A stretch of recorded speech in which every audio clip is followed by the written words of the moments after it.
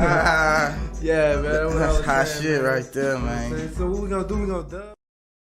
News networks are not even getting clicks like that. So this shows like there's an opportunity for this, what we're doing here on this show.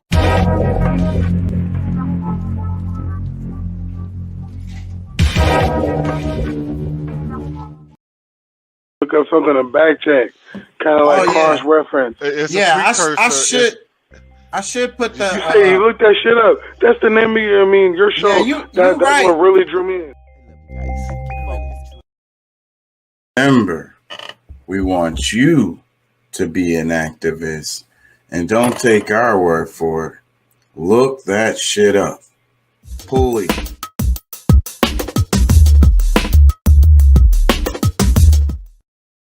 Going.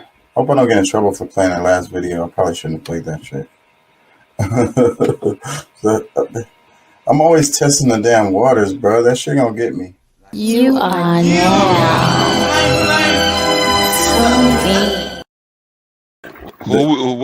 Who and what are we gonna complain about tonight?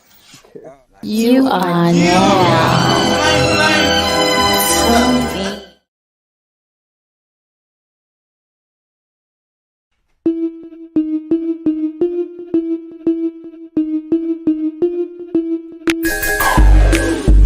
Remind me my drink. Yo, this bitch is drunk on my drink. Yo, this trick is smoking my dang. I wanted to stop, but I can't. I'm leaning to the side, man.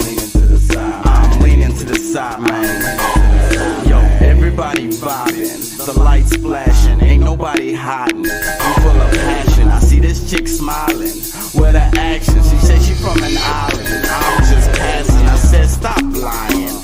Started laughing, girl, what you drinking? I'm on that captain, now we on pink panties with a napkin. I got a blunt dipped in brandy that we passing. Now we leaning to the side in the bass bay.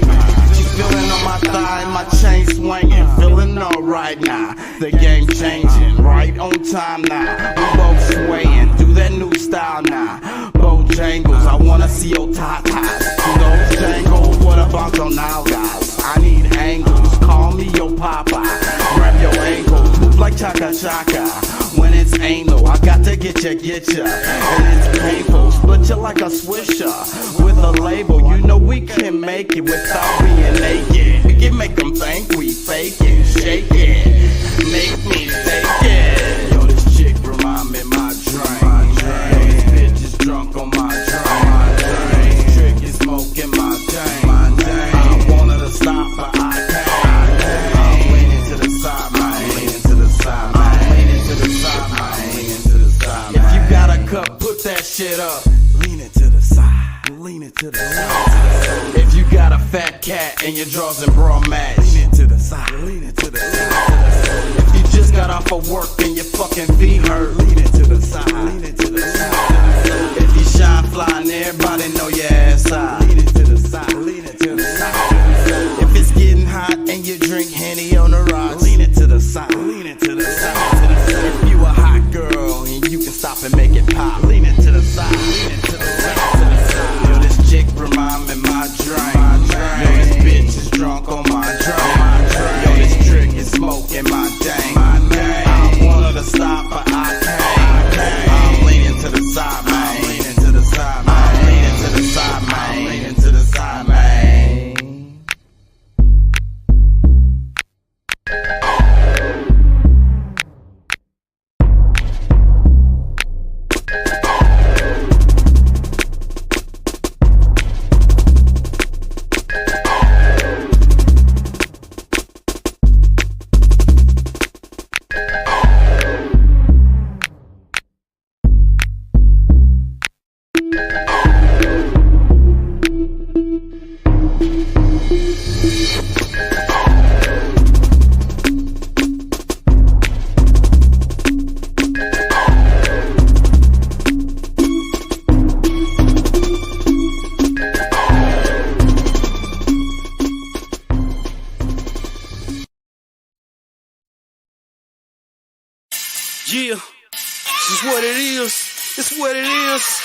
All talent on trapping and rapping and moving muscle. If it ain't about the hustle, then I don't wanna tussle. All talent on trapping and rapping and moving muscle. If it ain't about the hustle, then I don't wanna tussle. All talent on trapping and rapping and moving muscle. If it ain't about the hustle, then I don't wanna tussle. All talent on trapping and rapping and moving muscle. If it ain't about the hustle, then I don't wanna tussle. I done played the block and it's time to stop. Pop the block, then drop the top. Bunny hop and say fuck, got shake, keep it hot up on my block. Keep an eye up in my pocket, you know the G and it can't be stopped. Flip the script with serving hill, keep the heat on Silent Hill. You know when I know, that feel water just so cold. Riding on foes, slamming wood dough. Sipping on drinking, fucking these hoes. Riding on balls, push kilos. Me and my boys ball out of control. Got so much ice you can balance Super Bowl. Me, Lil G, I can't be hoe. Look at my mouth, see number go. Fucking with a knife, we'll make you fold. Look at my room, see number polo. Step in the bed and in the studio. Over your nose and smell of smoke. Over your mouth and start to blow. Now you know we got that dope. Me and my boys ball out of control. We keyed up and G'd up. We should've lost straight speed up. We should've decided to pull my heat up. Lost things going big, I'm fucked up. Nigga, we keyed up and G'd up. Once you lost straight speed up. We should've decided to pull my heat up. Lost things going back, I'm fucked up. All talent on trapping and rapping and moving muscle. If it ain't about the hustle, then I don't wanna tussle. All talent on trapping and rapping and moving muscle. If it ain't about the hustle, then I don't wanna tussle. All talent on trapping and rapping and moving muscle. If it ain't about the hustle, then I don't wanna tussle. All talent on trapping and rapping and moving muscle. If it ain't about the hustle, then I don't wanna tussle. Hitting niggas in they fucking head with a crack. Bustin', I'm bustin' back with a gap that spits venom, you sitting black. And when the bottom of the knife and it smack, he bleeds. The cat's waxing him back. Cause he ain't suffered enough, hustled enough, scuffling cuff his hand to a cop, nothing discussed, cutting his nuts to his cock. Something to shock a spark out your heart when you stop jogging in the park. And you meet a nigga dog that fighting for blood spilling on the sidewalk. Staying in the light is smart despite staying on course, of course, cause the smell of death escaping out of corpse is rough. Top half man and I be damned if they bottom half horse. Hush, lost souls rushing to touch the black hole, wishing to be dust gagging and fuss, cause the demon face leaking pus. All talent on trapping and rapping and moving muscle. If it ain't about the hustle, then I don't wanna tussle. All talent on trapping and rapping and moving muscle. If it ain't about the hustle, then I don't wanna tussle. All talent on trapping and rapping and moving muscle. If it ain't about the hustle, then I don't wanna tussle. All talent on trapping and rapping and moving muscle. If it ain't about the hustle, then I don't wanna tussle. Trapping and rapping ain't about the hustle. I don't wanna tussle. Out trapping and rapping ain't about the hustle. I don't wanna tussle. Out.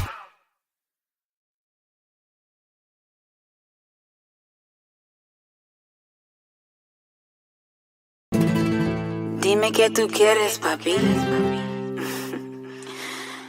¿Quieres que lo mueva para ti? Mueve, mueve. ¿Te gusta cuando me muevo así? Así. Muevo, muevo, mueve. Hey, you, we up in the place, we up in the place, we up in the place. Hey, you, make your body shake, make your body shake, make your body shake. Hey, you, we up in the place, we up in the place, we up in the place. Hey, you, make your body shake, make your body shake, make your body shake. Hop, hop, jump, skip up on the floor. If they didn't know, then we gon' let them know. Drop low, giving them a show. We gon' give them something that they never seen before. Hop, got 784, bouncing on the beat while keeping the flow. Stop, watch, freeze, then go. Cock-a-doodle-doo is what you eating off the floor. Pop, lock, do it by yourself. You know you the best, you don't need nobody else. Rock, hip, toast to success. You was born a winner, so you never nothing less. Hey, you, we up in the place, we up in the place, we up in the place. Hey, you, make your body shake, make your body shake, make your body shake. Hey, you, we up in the place, we up in the place, we up in the place. Hey, you, make your body shake, make your body shake, make your body shake. Bow, bow, rock, rock, shake, shake, wiggle, wiggle, wiggle, wiggle. Bow, bow, rock, rock, shake, shake, wiggle, wiggle, wiggle. ¿Quieres que lo mueva para ti? Bow, bow, rock, rock, shake, shake, wiggle, wiggle, ¿Te gusta cuando me muevo así? bow, bow, rock, rock, shake, shake, wiggle, wiggle. When we come through, make you move just a little. Clap, snap, do it from the hip. You can do this whether you stand or sit. Pump, fist, do it with your wrist. Pump it back and forth like you trying to catch a fish. Hip, twist, do a finger kiss. Rocking back and forth as you make your body shift. Top, tick, do it like you sick. 2 + 4 is 6 and that's a ripper thick. Top, 6, we gon' let it rip. We got your attention and we not gon' let it slip. So hands up, move your head and know what's up. Now it's shoulders rolling while you showing them your stuff. Hey, you, we up in the place. We up in the place. We up in the place. Hey, you, make your body shake. Make your body shake. Make your body shake. Hey, you, we up in the place. We up in the place. We up in the place. Hey, you, make your body shake. Make your body shake. Make your body shake. Bow, bow, bow, bow, shake, shake, wiggle, wiggle. Bow, bow, bow, bow, shake, shake, wiggle, wiggle, wiggle, wiggle. Bow, bow, bow, bow, shake, shake, wiggle, wiggle, wiggle. Bow, bow, bow, bow, shake, shake, wiggle, wiggle, wiggle, wiggle. Make you move just a little, just a little, just a little, just a little, just a little, just a little, just a little.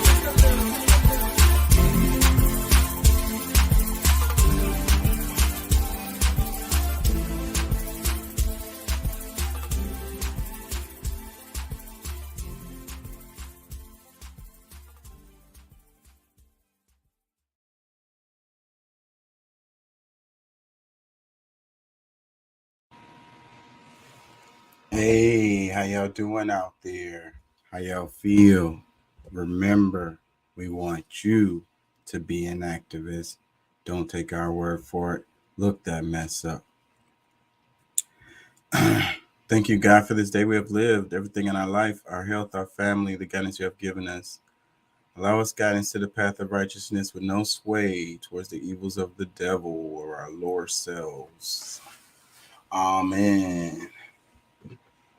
How y'all feel, man? Y'all feel all right? Y'all feel good? It's good to feel good. Feeling good is where you should be. And where you want to be is here and the now. Because anywhere else would be insane. We don't want to be insane, right? We want to be sane. Right? It's better to be sane, is it? I don't know. Pregnant wives. Yeah. I guess they decided to get pregnant at the same time. Where did the sperm come from? Yeah, I heard about that. They said the earth is rotating faster. We had the shortest day. Tyson here. I knew the time was flying. I knew it. We thought we was crazy. We thought the pandemic was throwing all our time and all. It's the earth. The earth done kicked it up a notch. That's why we've been out here confused. Wait, it's Thursday? I thought it was Monday. Earth out here playing games. It's going faster, changing the whole timetable. Now, mind you, when they say shorter days, it's like 1.59 milliseconds shorter. But still, man, that's epic on a cosmic scale, global scale. One false second and the earth could just stop moving and then we all dead. And they say the cause of it, you know what I'm saying? Inside the earth is liquid. Outside of that is more liquid. All that liquid sloshing around, you know what I'm saying? That's going to affect the timetable, the speed, you know what I'm saying? So that could explain why we got the shorter day. And we also fucking up the climate. So stuff is melting, that's more liquid, and then the liquid is flowing inside and outside, and that's messing up the timetable. It's Saturday when you thought it was Monday. Don't even get me started on the sun expanding and killing us all, man. I knew it. Time is flying. The earth is rotating faster than usual. We recently had the shortest day ever. I knew. Yeah, I saw that. He's making fun of it, but I think it has more to do with humans, man. Time is, we're the ones who perceiving it. We're the ones who creating it as far as like measuring it, because it don't really exist in the way that we think about it. So yeah, so and then also it has to do with the energies on the planet, I think. You know, all of our energies, you know, affecting the planet. You know, I really believe that, like, it's like the protective, the magnetic shield that we have and all of this. And I always talk about like the universe's mind. Then you got all these minds on the earth as far as humans, like, I don't know. There I go sounding crazy. You sound crazy, Chaka.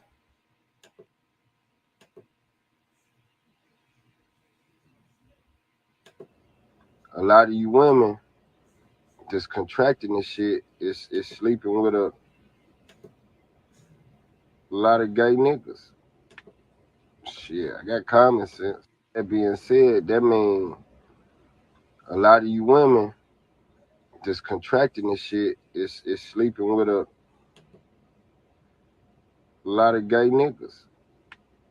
Shit, I got common sense. That be Man. So the caption says, "My outlook on the monkeypox is keep taking it in the butt from the DL brothers, and see what happens to you, miss. They already giving you the HIV. I'ma just sit back and watch. You can say that the world is really effed up. Facts.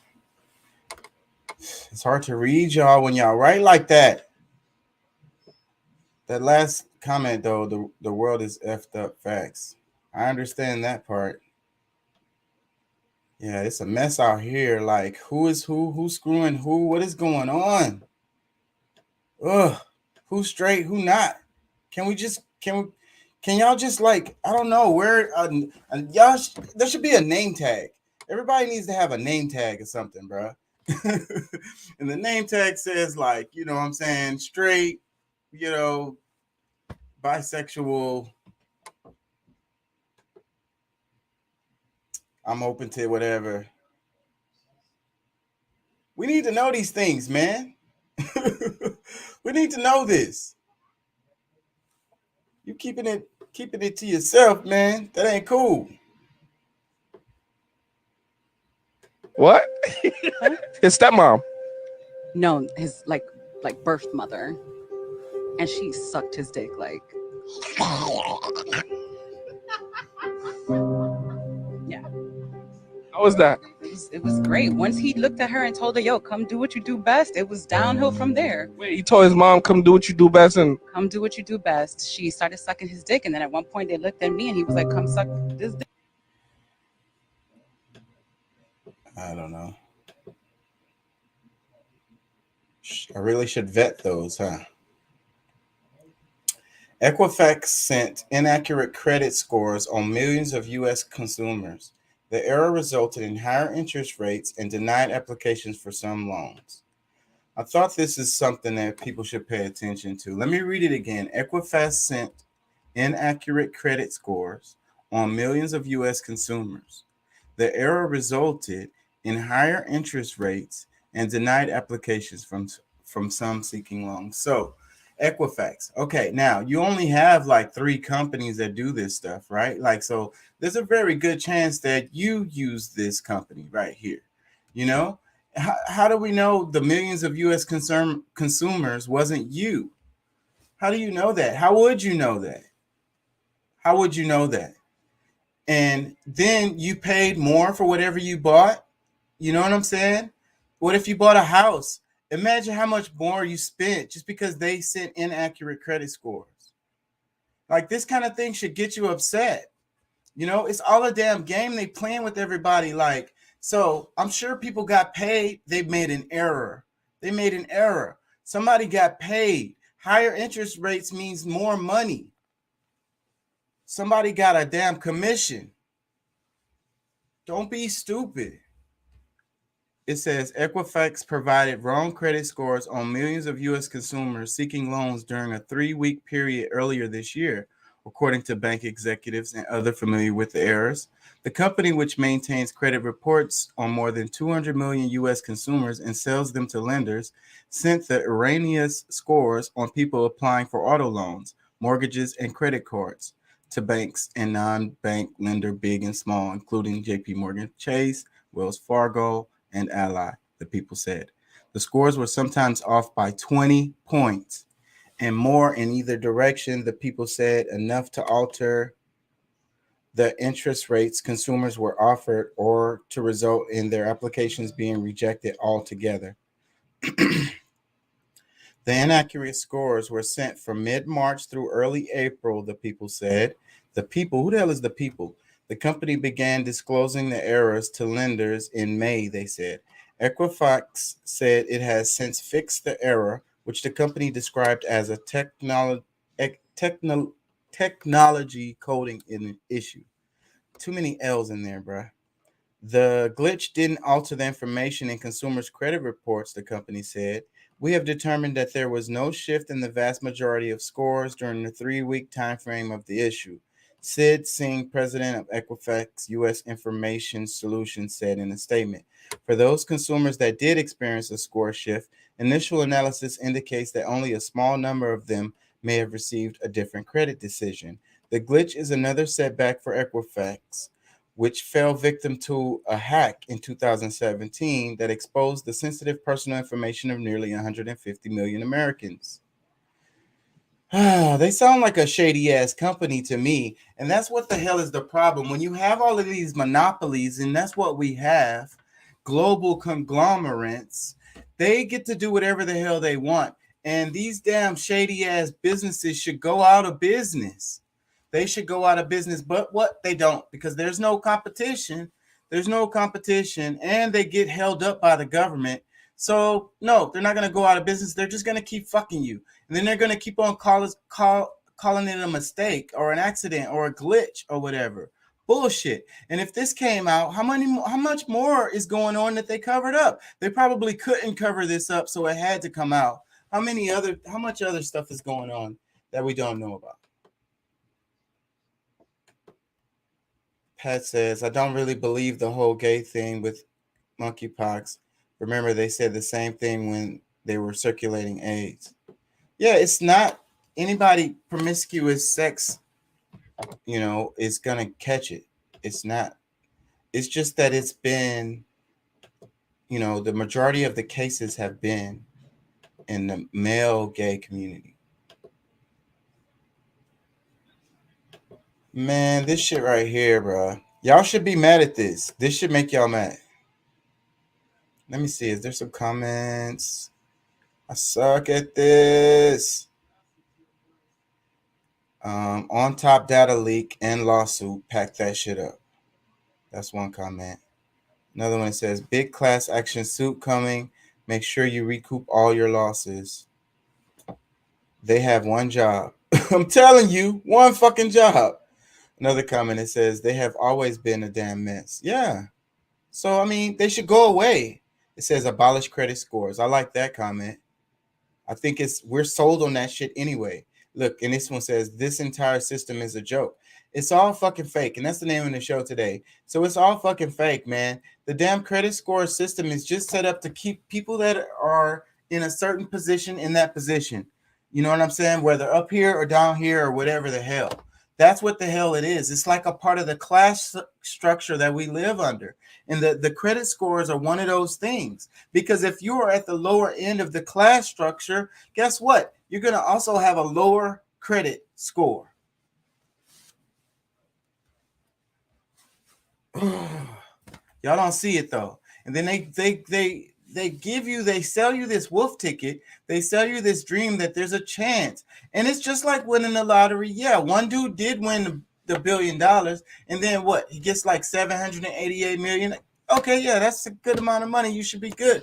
What the hell is the government doing with the rest of that freaking money? Wasn't it supposed to be for schools or some shit? What happened? What happened to the money? Where's the money going? The government cash in every time somebody wins the damn lottery. Over half of it. Where's that money going, y'all? So again, you can make it up the class structure. You can get your credit score up. You can. But again, it's like winning the lottery. Only a few is going to do it. And then it's like they make it so difficult. You make one little mistake, you get a traffic ticket. Boom, everything, all your work out the window. I know y'all not hearing me. These are the topics. The topics that I yell about are the ones that most people are like, meh. I'm sure there's something more important than that.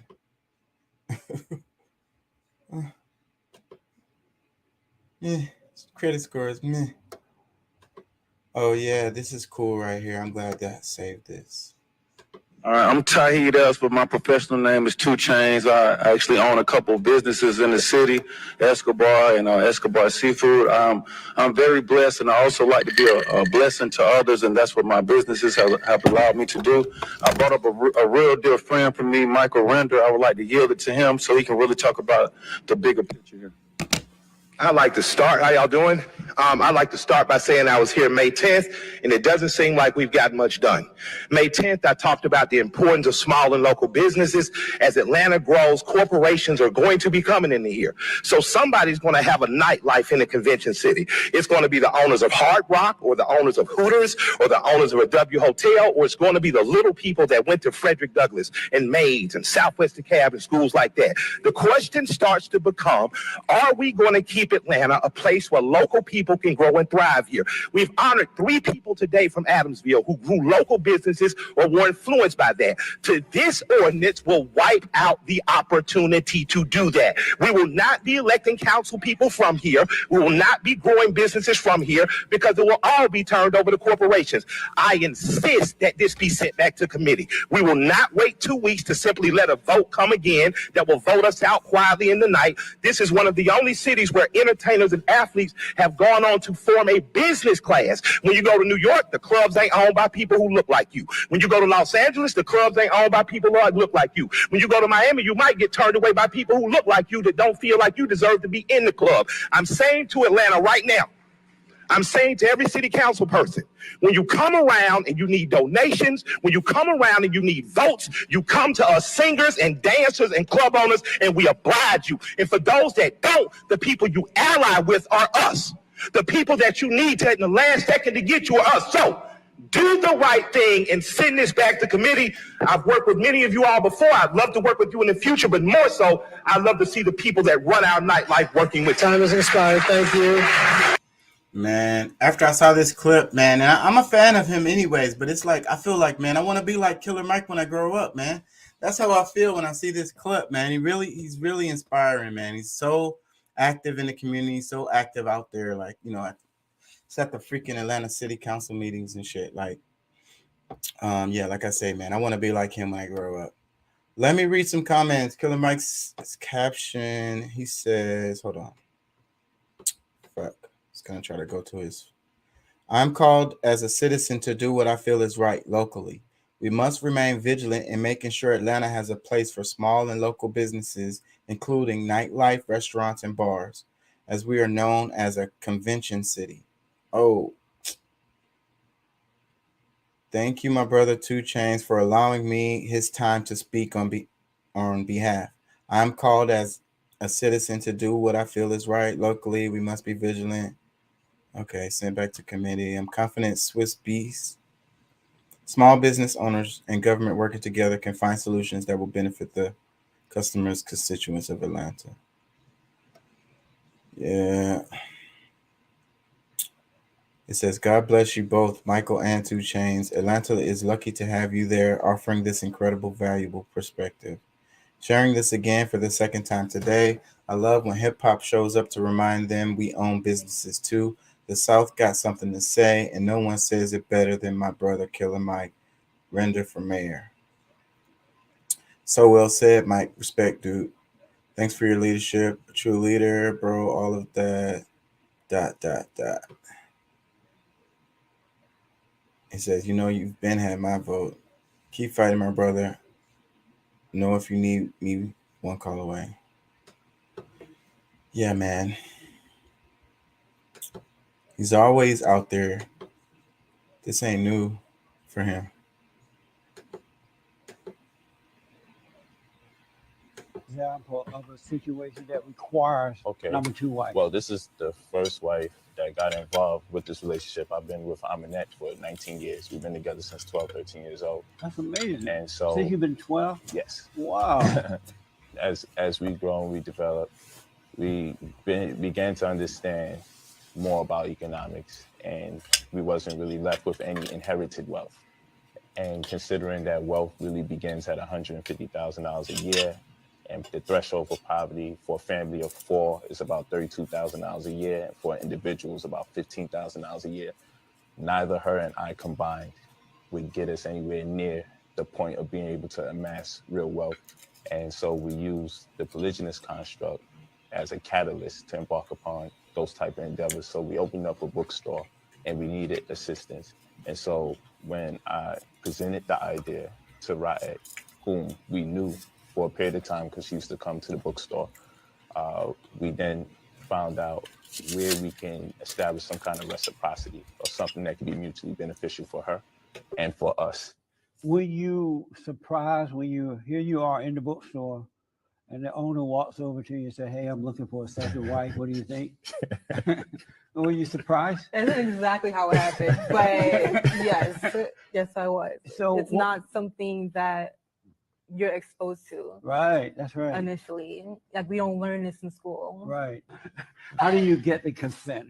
How does that happen? Well, there has to be a necessity for another female to be part because it's economically structured. So when we want to embark upon a new endeavor that can make all of us the benefactors, that'd be the thing that would commence the operation. For me, I thought more of the future. And as they mentioned, I was conceiving at the time. So I know I didn't have both parents. There are things that I was lacking growing up. And I wanted more. No, I wanted more for my child. Right. So I said, you know what? I can see how I can benefit because I also wanted to educate my child. So I was able to homeschool. My child was able to see both parents and she was able to grow into inherited wealth because we already erected our own businesses. So I said, it's different, but I'm willing to give it a try. And he showed me results. Like I've seen results and she was very positive. Right? It was very positive. We was on the same path, like mentally as well. Oh, okay. And we all wanted more for each other. Right. So I said, okay. That's amazing. Give me an example of a situation that requires number two wife. Well, this is the first wife that got involved with this relationship. I've been with Amended for 19 years. We've been together since 12, 13 years old. That's amazing. And so since you've been 12? Yes. Wow.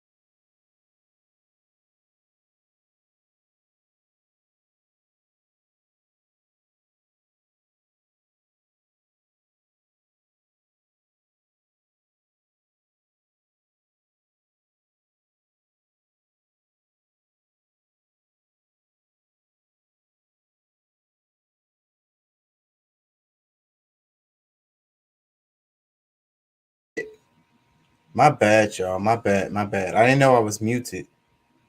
What do y'all think about that? The whole polygyny thing. Fuck. That's why it's better when somebody here so they can freaking let me know when I'm screwing up.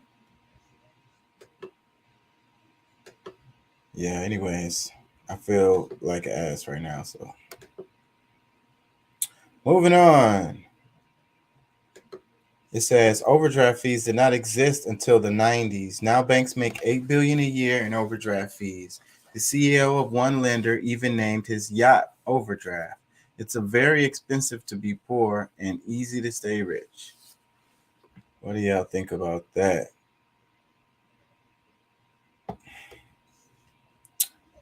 Just a whole nother way to make money. They're like, exponential growth. How can we make more profits? Wait, overdraft fees. Make sure we charge the poor people the overdraft fees. The ones that's about to pay their rent out of that shit. Get that shit. I want to move on, but I'm all distracted now. Fuck, I'm thrown off now. Let me see. Can I play this? Let me check this real quick.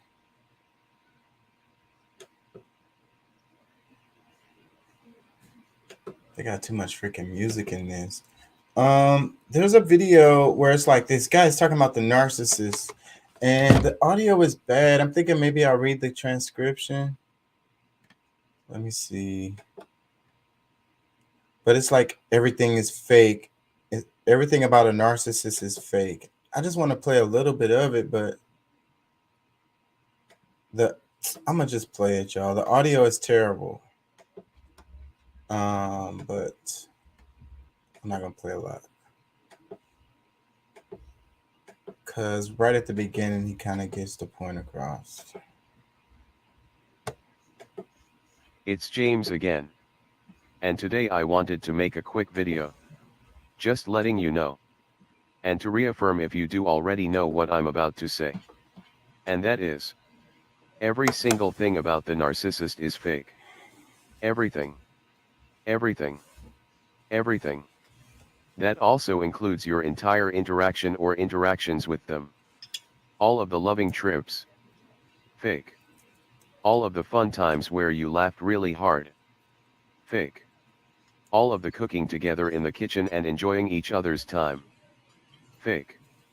It was all fake. At least for them. Yes. I'm sure you were having a good time. And you were looking at things in a genuine way. And that you were happy you thought you finally found someone decent.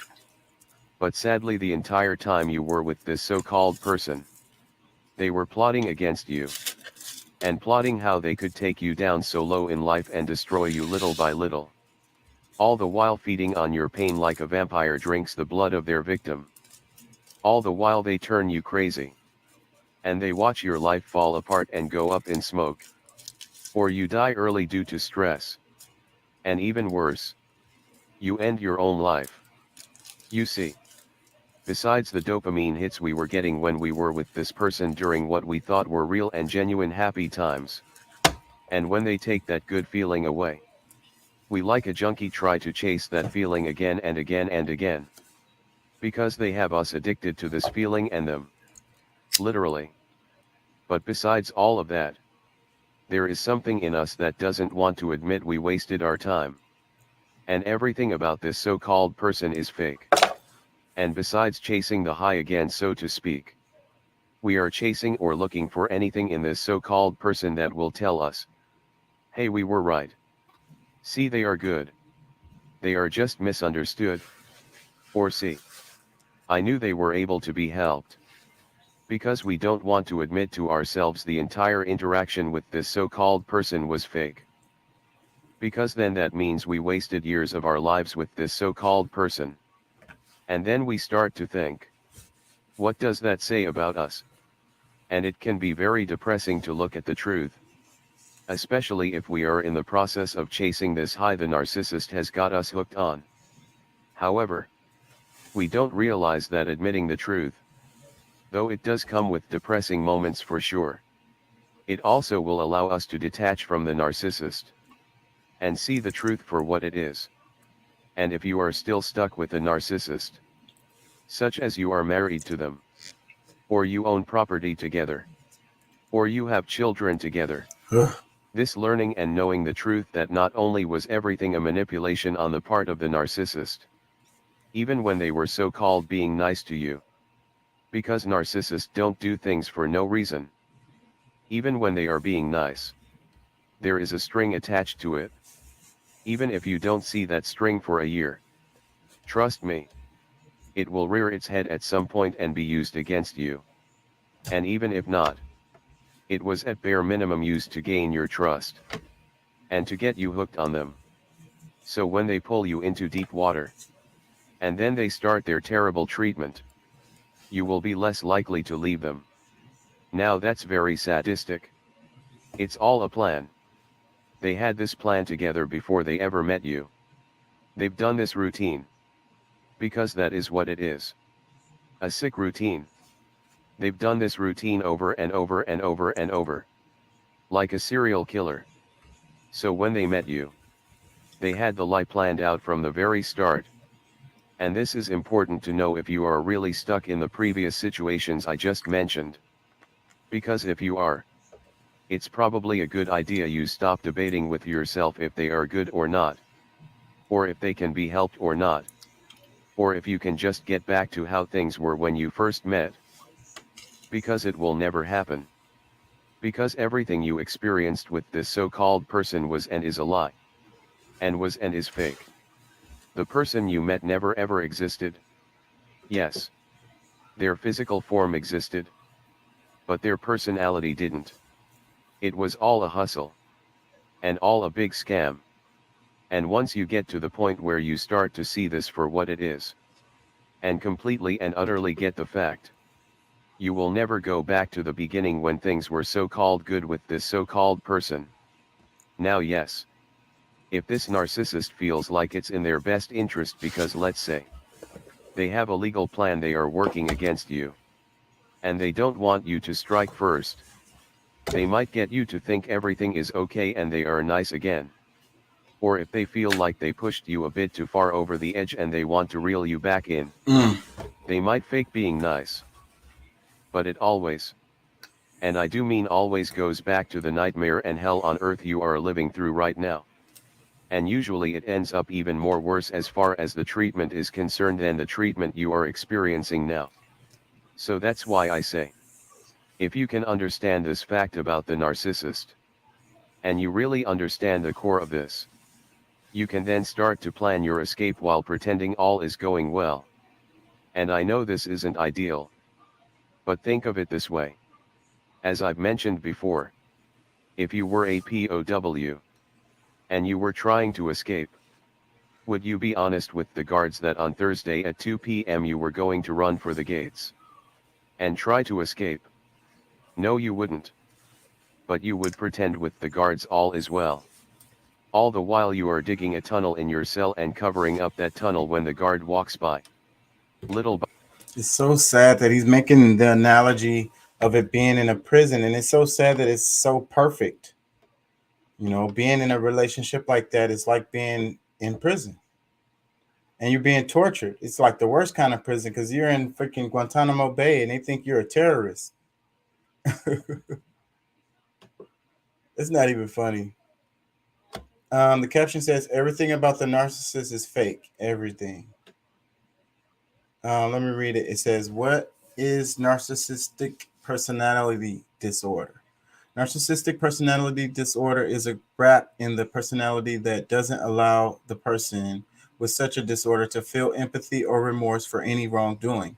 In addition, someone with narcissistic personality disorder will get a high and rush from doing evil deeds to another human being. The rush or happy feeling they get will call narcissistic supply. It's odd, isn't it?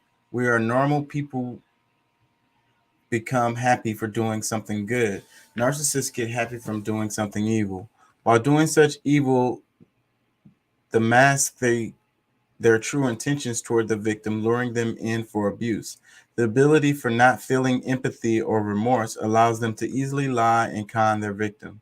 They have no restraints on them. Therefore, they can so and do anything. It's all right in their eyes.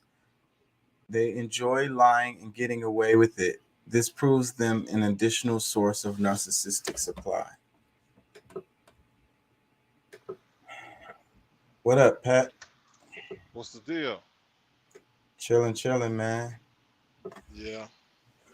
Same old. And where is everybody?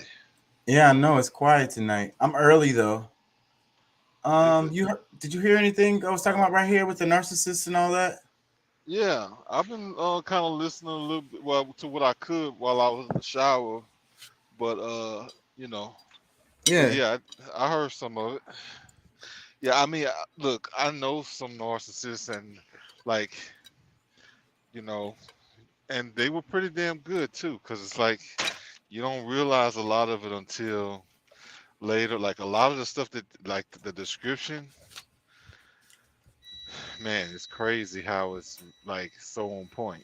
You know what I'm saying? Like,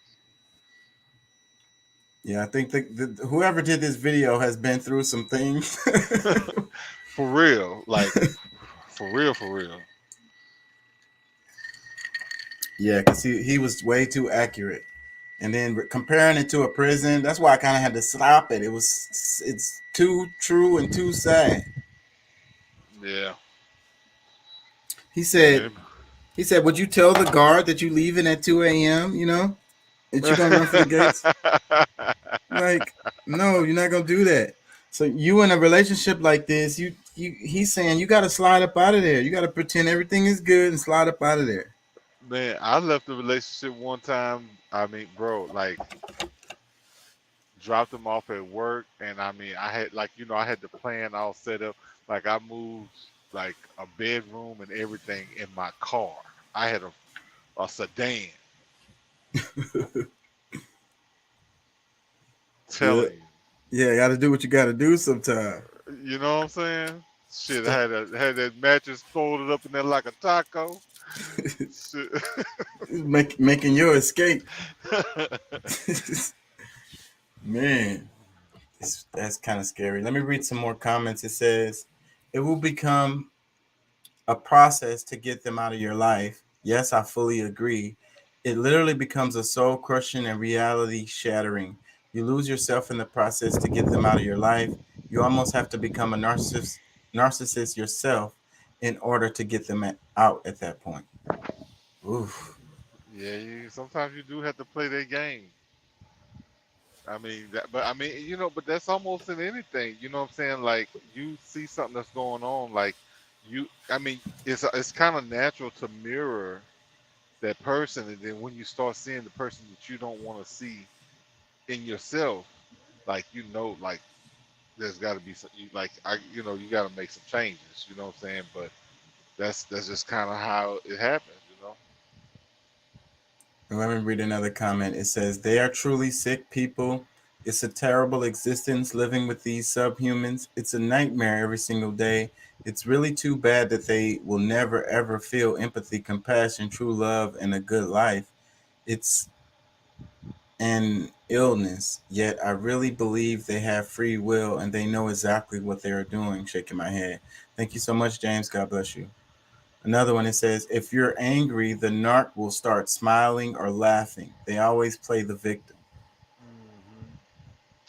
Well, and not necessarily because I mean, like they try to play the victim, but I think that they know, like, especially if it was something that they planned, like they know, because their main thing is to like to irritate, like they want to get under your skin, and any sign of, you know, like where it's like affecting you Yeah, overall. your sensitive areas, your tingly Yeah, parts, they go straight yeah, for the tingly parts. yeah, yes. So I mean, like yeah, they get amusement out of that. Like they kick into a whole nother gear. Like that's like recharge mode for them. Man, so sad. It's kind of like when they say a nymphomaniac, because the ones who, they get triggered by sex. You know what I mean? And it just keeps triggering them more. Yeah. Let me read another. Every orgasm makes them want more. Yeah. Right. Yeah. So don't give them an orgasm, because if you do, you It finna comes have a tomorrow. long night. Oh, for real. Let me read another one. It says, I totally agree with you. My narc was obsessed with the term real person. It was always thrown in my face that I wasn't a real person, that nothing about me was real. Unfortunately, it took me 12 years to realize that he was obsessed with real people because he was fake. Ugh. So, like, okay, the name of the show today is All Fake Everything. You know, You missed like, the L because I thought it was saying AI is fake, but yeah, all fake everything. That's what I meant to put. And it's like fake personalities, fake intentions, you know, fake love, fake motivations. how you they know, said the love was fake, but the hate is real. yeah. So Yeah, man. Just, and then it's like our society is plastic. Like everything is fake. Like I literally mean everything fake. All fake everything. man, Fake people. You know what I'm saying? Even the commercials is fake. Fake commercials. well, it's messed up because I think if people really understood how this country works, like the ins and outs and this, that, and the other, like they will be able to see the signs, like they'll see that this place it's already dead, like it's fallen, and like just because you see them on media holding up this front that this is what it is and that blah blah blah.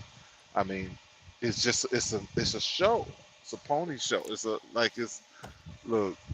If you watch mainstream media, TV, and all that, all of it is to either indoctrinate you, control you, make you, because some of it's trying to make you feel comfortable with the situation you're in, but the people that you're looking to are not like they have no power, Let me like no read some more. power. Let me Go read some ahead. more comments. They're really heavy before I move on. This next comment, it says, I did commit suicide twice, and the last time in November I died, and they brought me back to life. I felt death was my only option to escape my narcissist, but I did leave him in October for good. Damn. That's sad. Like nah. I mean, there's never like that's not the answer. I mean, that's not the answer. I don't know. I mean, some people's will is kind of light already, on the low end, but I just don't see it. I feel sorry for her, but no, I mean, God told you that's not the answer 3 times already. So hopefully, they figured it out by now. Another one, it says, yes, it's a great video. Thanks for producing it. The moment that we wake up to the fact that everything was fake from the beginning, we really give ourselves a chance. We're not dealing with a human, we're dealing with reptiles. Forgive me for the poor innocent alligators. he's in, he's insulting the alligators, man. All the alligators innocent? Well, I he's guess ins- so. It's part of nature. he's insulting all reptiles. That's disrespectful. I'm sure the what you call it, the Geico is pretty upset right now. Do they still do that commercial? I guess I don't know. I mean, Yeah, I avoid ads as much as possible, so I wouldn't know. yeah. I mean, I Um, guess I mean, I still see them online. I mean, but I have Geico insurance, so I mean, yeah, but they made it change their little. I don't know about the commercials, but I know that they still have ads with them. You know, Let's go online. into this. Did you hear about the Kansas thing? So let's get into some politics right here. So it's funny that they put a caption underneath his video, like a caution context tab on his video. An abortion is a procedure to end a pregnancy. It uses medicine and surgery to remove the embryo or fetus, the placenta from the uterus. Procedure is done by a licensed healthcare professional. Like this was added to the bottom of his video. It's context. It says abortion health information. Like it's like scary. Like people didn't know what abortion was, so like he was talking about it. This just shows that we're living in 1982 or 1984 or whatever the hell, 1984, because they remember, like, every time you say the bovid, if you or the shot or something, they put the caption, they put the little context thing underneath everybody's videos and stuff. And sometimes Yeah. before you click on the video, it says, "Do you really want to watch this video?" Like, think about this. Like, the video be like, black, and it's like you gotta click again because they're gonna be like, "Do you really want to watch this?" Yeah. They Because they can't. Because I mean, legally, they can't. They're not supposed to stop you. But then, having these warnings of whatever, like it's, I guess, totally legal. It's like, look, I'm a grown ass man. And I see something. I mean, shit. There's so many other things that we see online that they're not. You know what I'm saying? Like, so concerned about, like them damn TikToks, man. Everybody's on TikTok acting like that stuff is all wholesome and shit. That shit is not wholesome. It's a lot of unwholesome things on TikTok. yeah, nah. I mean, believe me, they got some BS going on TikTok, but and that I mean that really it doesn't. I mean, everywhere. You got some Yeah, good stuff on IG, but some bullshit. everywhere. Yeah, you know what I'm saying. So we So, ain't but gonna. they're okay with that, obviously. But you better not mention abortion in your What video. see, but that's right now. I mean, Yeah, because I mean right now, that because everything's that's all that's sensitive. that's kind of the cycle. Did you read my comment that I sent earlier? Because I when you I was talking read. about Go ahead, say it, because I think I the saw some of it, but I didn't see all of it. I was running around today. yeah the when you was talking about the chimp pee, Yeah. I was like the narrative, I don't believe them. Like, maybe that's some of the people that they've seen getting it in the beginning or whatever, or maybe even tested it on. Like, cause I honestly like it's just kind of ironic that these things are just coming out of the blue after so many people have, you know, gone and altered their life with these, you know, these new uh, I don't know what's these all these people that got the Jabberwocky, Mm-hmm. and there's so many adverse effects with them that you know they didn't say anything about before, but you find out now that that's what it stems from. That's where it's coming from. I got But a video on that. I'm gonna and play it's that at not. some point. Yeah, and it's not on mainstream. If you like I said, if you trust mainstream, you know, hey, you're gonna be lost in the dirt, and one day it's just gonna be like your time, and people been trying to warn you and Yeah, it's tell like a you. like a big ass boulder is rolling off the side of the mountain, and people are like, "Hey, move out the way, bro! It's a boulder coming down the mountain. It's gonna smush your ass." No, Bro, those man, that's just a few pebbles, bro. What I mean, what's making the pebbles move? You know what I'm saying? Like, what do you think? Where do you think the pebbles are coming from? you don't know what you're talking about. And if it's a problem, I'ma just move at the last minute. I'll be fine. Shit, I'm nimble. I can get up and run. Shit, I got legs. Yeah, I'm stronger than you think I'm here. Well, explain some of these comments. The one you said, y'all speak as if this society ever acted justly. Oh, that's from another. That's from the video I watched earlier. Yeah. Yeah, yeah. Well, you and Deuce was talking about. I think it was. I It was forget the that conversation. shooting. It was that shooting. It was in Houston. The guy with the Oh yeah, yeah, yeah, yeah, yeah. The had the bottle taser of stuff. Yeah, I mean, and dishwashing it's just liquid. and I'm just like, I mean, I know that y'all just having a discussion, but at the same time, I'm, from my, from where I'm looking and I'm speaking, it's like, you know, like this should be no surprise to anyone. Like this is what they do. This is how they practice, um,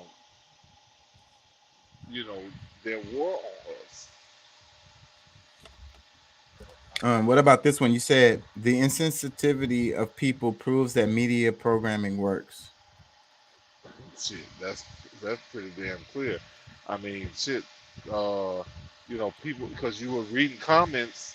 about what was what different people were saying about the guy getting killed, or well, he said shoot me. Like, well, okay, and like, well, so that's supposed to be the reason, what I'm saying? Like, like he should actually go ahead and do. Like, you don't assume that maybe this guy's crazy or something. He needs some help somewhere else if he's Other than asking for that. some other You, kind you, of help other than a bullet. yeah, you know what I'm saying? Like, okay, yeah, I mean, that shit's easy. I mean, anybody can do it. A child could do it. But, the whole thing is that's not what they're trained to do. Like, they're doing their job. They're doing exactly what they've been taught to do. Like, we're saying that, oh, it's messed up and this, that, and the other. But what a lot of us don't realize is that that is exactly what they're trained to do. It's a training program. If the guy said shoot him, shoot him. He said shoot him, shoot him. Well, not. I don't mean to I'm just just that. saying. Well, I'm no, I'm just just saying. saying. But with the ending result being that this man is dead after stealing something only worth $1. Because like me, if I'm a cop, I don't care if you're black, white, whatever, blah blah blah. You stole something in the store for $1. You know what I'm saying? I'm gonna, I might look. I might put you in some handcuffs and take you around the corner. I'm gonna give you a $10 bill or $5 bill. Just something. Look, man. Look, go to another store and get your shit and go home. Like, I mean, Yeah. This person is not a criminal. That's what I was saying. And let me yeah. read this comment. This is a segue into what I want to get into anyways.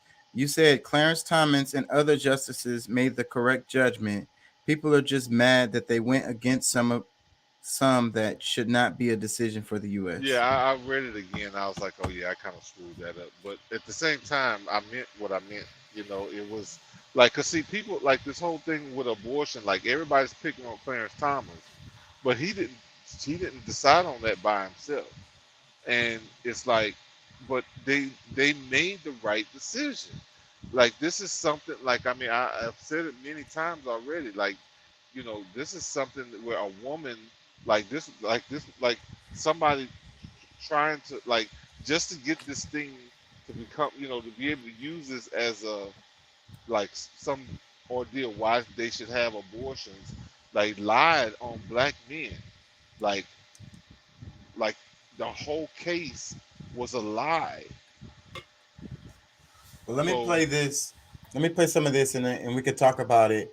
Because regardless of where you feel on abortion, it's going to be a big deal in the coming elections. It's going to probably be a deciding factor in a lot of these elections. So they're making it very, very political. It wasn't this political before, this particular topic, but now it is because of what happened. So let me play this. Democrats know that abortion is a political loser for them. If Republicans weren't worried about the midterms before, they should be worried now, as Kansas has voted to protect abortion rights in a ballot measure in a big way, a vote that was not even close, and gives a little indication as to what may be motivating voters in the fall. And as I'll get to in this breakdown, this was a vote in a primary. In a primary in a red state, and still, with what is expected to be a largely low turnout, especially for Democratic voters, this won in a massive way. So in this video, I will break down this victory, what it means. I will also show you the reaction from Fox News, which is just very enjoyable. And I'll also get to later on 4 other states that are going to have similar ballot measures in the fall. First up, here is the vote. Should the Kansas Constitution be amended to remove protections of abortion rights? 58.8% said no, with 41.2% saying yes. This was so massive that it even indicates that Republican voters, many Republican voters had to have voted no in this ballot measure, considering the results in terms of the turnout in the primary generally. So this is a state, again, very red, voted for Trump by 15 points in 2020, and I believe by 20 points in 2016. but still a massive red state, and yet they're not for removing abortion rights, despite what Republicans think and claim. So not only is Kansas a solidly red state that twice voted for President Donald Trump, but also the supermajority Republican legislature decided to schedule the vote for the primary instead of the general election. Turnout is usually far lower in August and favors Republicans, who have more competitive primaries than Democrats in Kansas. And many college students who trend more progressive are away for the summer. So even though they purposely scheduled this vote for a primary because they knew it would give them a better shot at passing this, they still lost by almost 20 points. What do you think? I think it's a good thing, bro. I mean, I don't think it's like I mean, I look what people do in they state, because honestly, I don't have a personal grievance about abortion, because I mean, you know, I think it, you know, to some extent it's overused, you know, but at the same time, I mean, it is what it is. I mean, somebody, you know, that's what they're gonna do. Like, that's their soul. I mean, I still believe that people should have a choice. But at the same time, like our conversation was more so about the decision by the Supreme Court. Like, Yeah. I mean, I stand, like that they did the right thing. So I mean, but this is telling me that the the Republic is active because the people are speaking. And that's where it's supposed to be. It's supposed to be more of the people stepping up and making their voices heard, so that what they want in their areas, everybody's not going to be happy about the decision, but that's how, this thing is supposed to work. But like overall, it's like, you know, I think more people are just more active, like with all the things that's happening, all of like, it's hard for somebody to see all these changes happening right in front of their eyes, no matter how young or old you are, that, the change, like prices of everything changing. Like if you 18, 17, 18, you just got your apartment, you buying your own food, you got a car, you buying your own gas, this, that, and you seeing the effects that you just had from just a few months ago.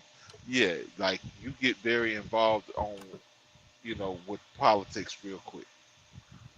So yeah, a high turnout, I believe, like almost impossible not to happen, because I mean, people are not stupid, and that's the thing. Like, a lot of people have been dormant when it comes to a lot of these situations, a lot of these things, and it's just waking up a sleeping beast. I hear you on that. I think it is a good thing if people are more politically active. At least they know more about what's going on. Yeah. So let me just play this. It is you're going to see when they first learn of the result, and then some of the reaction and the ridiculous claim that is made in this clip that I will debunk very easily. We've got about 85% in. Sorry for my drawing there, but it looks like no is going to win.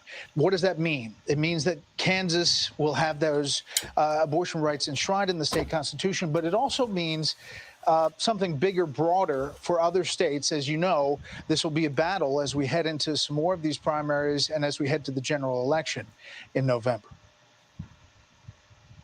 Laura? All right, Brett, thank you. We're watching this and can't wait for those Arizona. Kansas referendum is very interesting.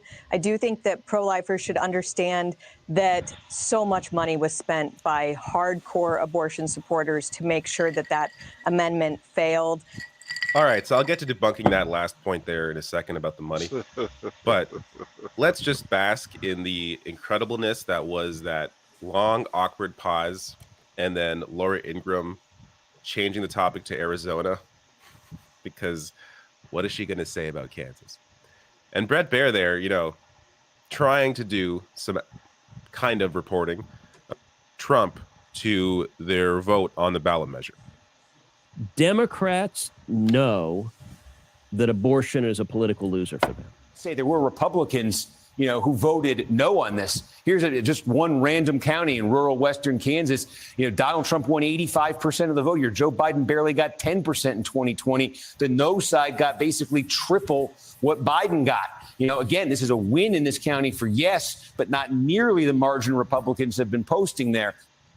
Oh, sure. Steve Kornacki with his data, his numbers, his facts, his proof, whatever. What really matters is Ted Cruz. Because when Ted Cruz speaks, I know I'm listening to an honest man. When he says abortion is a losing issue for Democrats, that's what matters. Who cares that he just pulled it out of his ass with absolutely nothing to back it up? But Ted Cruz, an honest man. Steve Kornacki and his data, whatever. Doesn't matter. No, hey, but you know what? Go ahead. I mean, I know I'm good for spinning shit, but at the same time, I think what Ted Cruz is kind of like, he said something, because I mean, maybe, because I think it is somewhat of a loser. Like, if you can't do shit about, if they, like if they're saying, if he's saying it as if they can't do something about the abortion thing, like, yeah, people gonna feel like, why the hell am I supporting you? Like, Right. Like, they're y'all ain't doing gonna, shit. Look at the Supreme, look at everything. Yes, I really think so. Like, I think that's what he meant. And because anybody that's looking at the political landscape would understand that, it looking like the Democrats can't do shit. Like, they can't, like, it doesn't matter where you stand on it, which side you are. But it looks like they're just inept. Like they can't accomplish anything. Like, the last time they did anything worth the shit was when Obama was in there, and that was half-assed. well, bro, I'm gonna tell you. I mean, it's so many things that's going on. Like, I see, they're so, their minds are so far away from United States. Like, they're too focused on global things to where, when things are happening here in the government, like, who's there to fight about it, or who, what I'm saying, like, who's really taking the charge on making these things, putting these things out in the public, or letting people know what's what. Like, a lot of time, like, they're so concerned about trying to get their own things done, like these things that they want to see happen, to where, Yeah, like what Joe the people Biden want. getting his son on some panel over there in Ukraine, some shit. Well, yeah, well, which I don't think that's any problem. I mean, he pretty much runs Ukraine. I mean, especially right now, like, he's the real president of Ukraine. I've added him because you remember how I've told you about, what really makes up the U.S. Not the United States not the U.S. of A, but the U.S. The U.S. being, Washington D.C., London City, uh, Vatican City, Israel, and now Ukraine. Like, that's just another one of their United States. Yeah. Let me read some comments. It says, wow, a rare occasion in American democracy, a result that actually reflects what the majority wants. I thought I would never see it. But this is why I think that states' rights makes a difference. Like, this is actually where, like, I mean, yeah, it could cause more of a fight within their state, because, like, I mean, I think we see some things that happen in other countries, like over in Africa. Like, there's a lot of different things that they, each country gets their own say on, and that's kind of what's happening right now with what we call, Kansas is a country. Texas is a country. Louisiana is a country. These things, what I'm saying? Like, there's things that's going to be able to be determined by the people of that country, that state, of what's really going to happen in that state, instead of, just having to deal with, some one, Whatever Washington, D.C. is saying. And that's or what they or always say. or the entire, or what the entire country is saying. Yeah, what New York is saying. That's what they be saying all the time. It's like, I don't care what them people think in New York. Shit. Washington, D.C., they don't know me. Yeah. Let me read some more. It says, Kansas just told the Republican Party that the U.S. is not a theocracy. This is just the start of the wake-up call for the GOP. Well, one thing that I think that they're probably more woke than people give them, because that whole woke idea I think has been tainted, because if you the whole Yeah. woke, like if you cool and you doing what everybody else over here is doing, oh, you woke, but man, y'all sleep. I mean, a Yeah. lot of them Most of the still really if don't you know what's going on. yeah, if you say I'm woke, or if you telling somebody stay woke or something, yeah, you probably sleep. Let me read some more. It says, as someone who grew up in Arkansas, I'm not used to winning. Pay attention to that statement next time anybody gives you get what you vote for. When the red state legislatures pass something damaging, we live in all states and policies passed affect everyone. Ain't that some shit? I mean, he said something that or he or she, like, said they're not used to winning anything. That's damn. That's a sorry life to live. Yeah. But Let me read some more. It says, hopefully, this will open more eyes for red voters to see that they need to actually pay attention to the platform of the candidates who run during elections. I'm sure many just vote down ballot without paying attention to actual issues they support. All circles back to individuals voting against their own self interest. what? Wait a minute. Did they say that's what the GOP needs to do? He says, yeah, open more eyes for red voters to see that they need to actually pay attention to the platform of candidates who run during elections. I'm sure many just vote down ballot without paying attention to actual issues they support. Hmm. I be careful with the words I speak, because that probably reflects right back on the person or the group that he's But I attached to. but I think you could say that about both sides. Both sides tend to vote down ballot. Like if you're a Democrat, you tend to just click the Democrat button and it votes. It picks all the Democrats. And the same thing on the Republican side. It makes it easy for you too. You don't have to Well, scroll. Well, I think that a lot of them do, but I think there's a big enough segment, that doesn't. Like that's why, Trump can win one year, and then the next go round, he don't, that same support is not there Yeah. on what I'm saying, like, because, like, all right, they believed in it, this, they expected certain things and this, that, and the other. Other things, different, what some of the things that they wanted didn't happen. Because I'm gonna tell you, like, for a lot of the voters, the ones that I mean, because they probably strong red, you know, voters, but a lot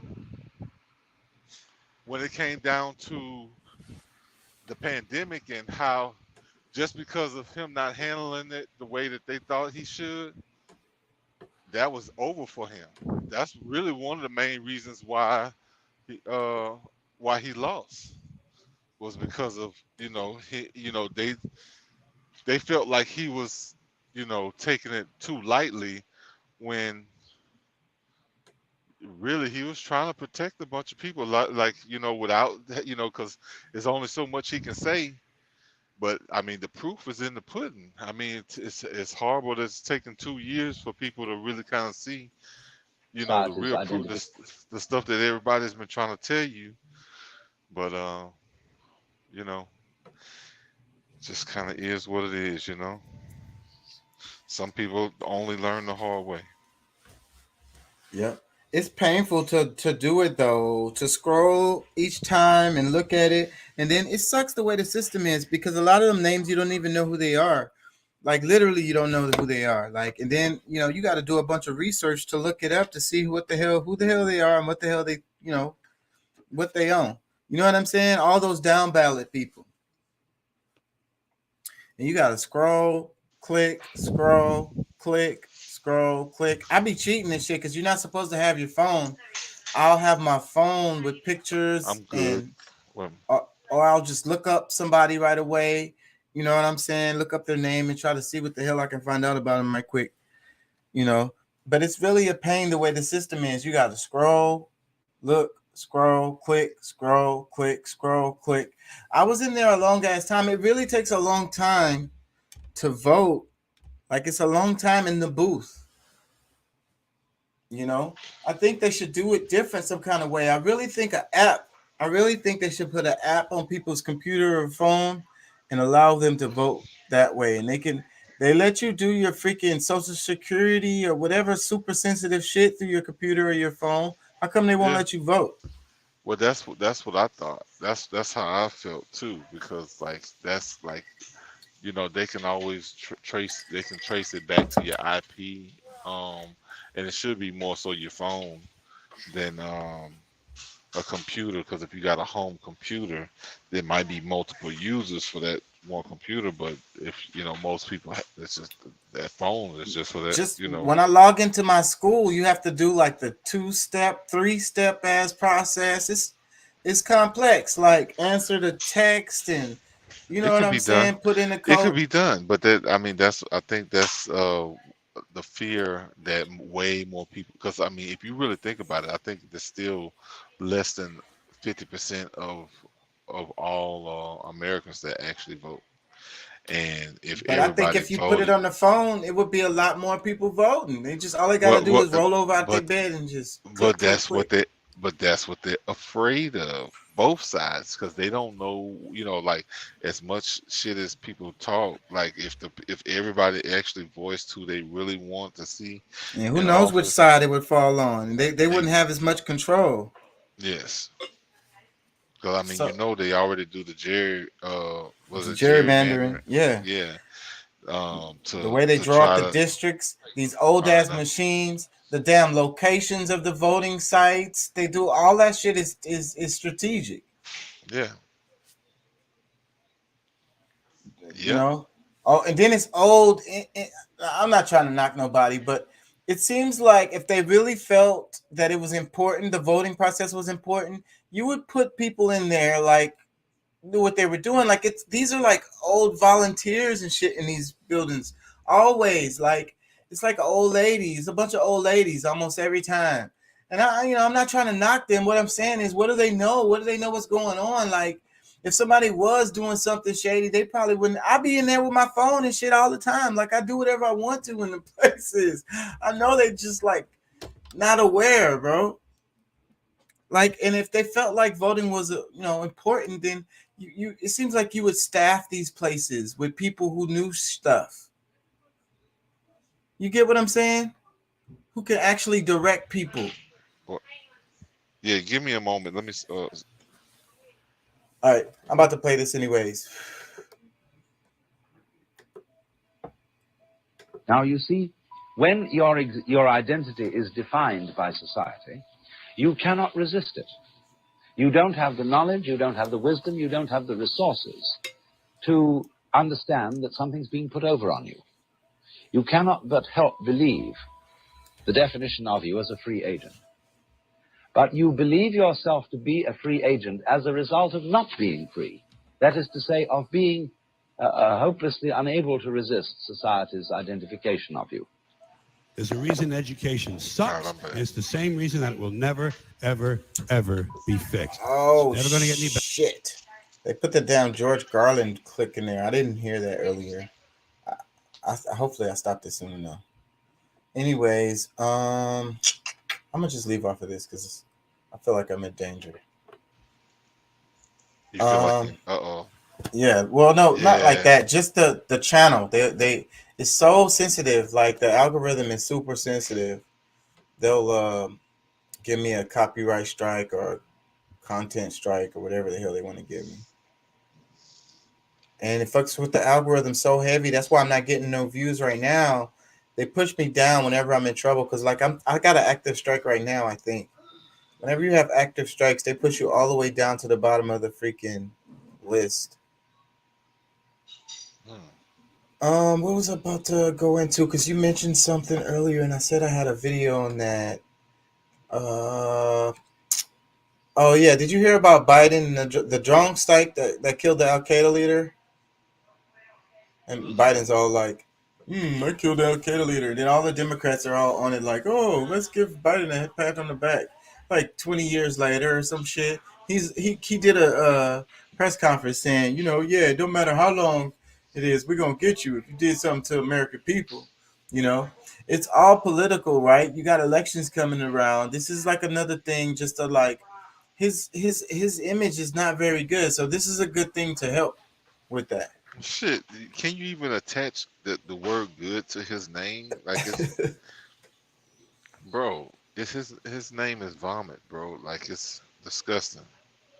Like all them years of experience, and you get the you know the star job. You get, you know what I'm saying, and you screw it up. Let me play. I don't think we like we were saying. I don't think he wanted the job. Well, Lying about natural. He was good I with being like on the edges of the freaking spotlight, not necessarily just no, like. yeah, no, I think no. I mean, you know, everybody is not like, you know, a star player. Like he's not. He does He's not third play. string. He's third Yeah, string. yeah, he's like third or fourth string. But I Yeah, mean, cause like, like 2 to 4 people would have got to be injured before he cause, played. yeah, cause I mean, if he able to talk shit, to, you know, like if he sit on the bench and he's talking shit to the people who actually get in the game and play, I mean, I think he'll be happy with that. Because, you know, that's just, I think that's the role that he's always played. He's, you know, that's what he became good at. Is playing the back seat. Yeah, he But like, man, I come off the bench, bro. Shit, I get tired fast, man. Just let me come off the bench. They're like, no, but no, Joe, you got to get in there, Joe. LeBron got hurt. Everybody got hurt. You got to get in there. yeah, Oh if you don't man. get in there, look, guess what's gonna happen to Hunter? Or what's that's his name, right? Yeah, get your Yeah. butt in there. Go, Joe. He's like, I want to play golf. Those people, I ain't gonna lie, those people threaten him. Like the way he ended up coming. I'm sure because he came in the race. You know, I followed that really closely, that the primaries and everything, because Sanders was in there. Yeah. And yeah, they had to throw him in there. Sanders was about to win. They threw him in there. Get in there, Yeah, Joe. And he came in with delegates and shit. It was over a little while after he got in there.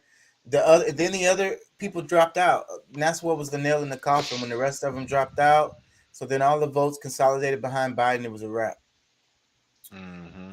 What was I But you about to know, say? and then the other real messed up thing he did too is after the the America already done spoke and said they didn't want nothing to do with Kamala.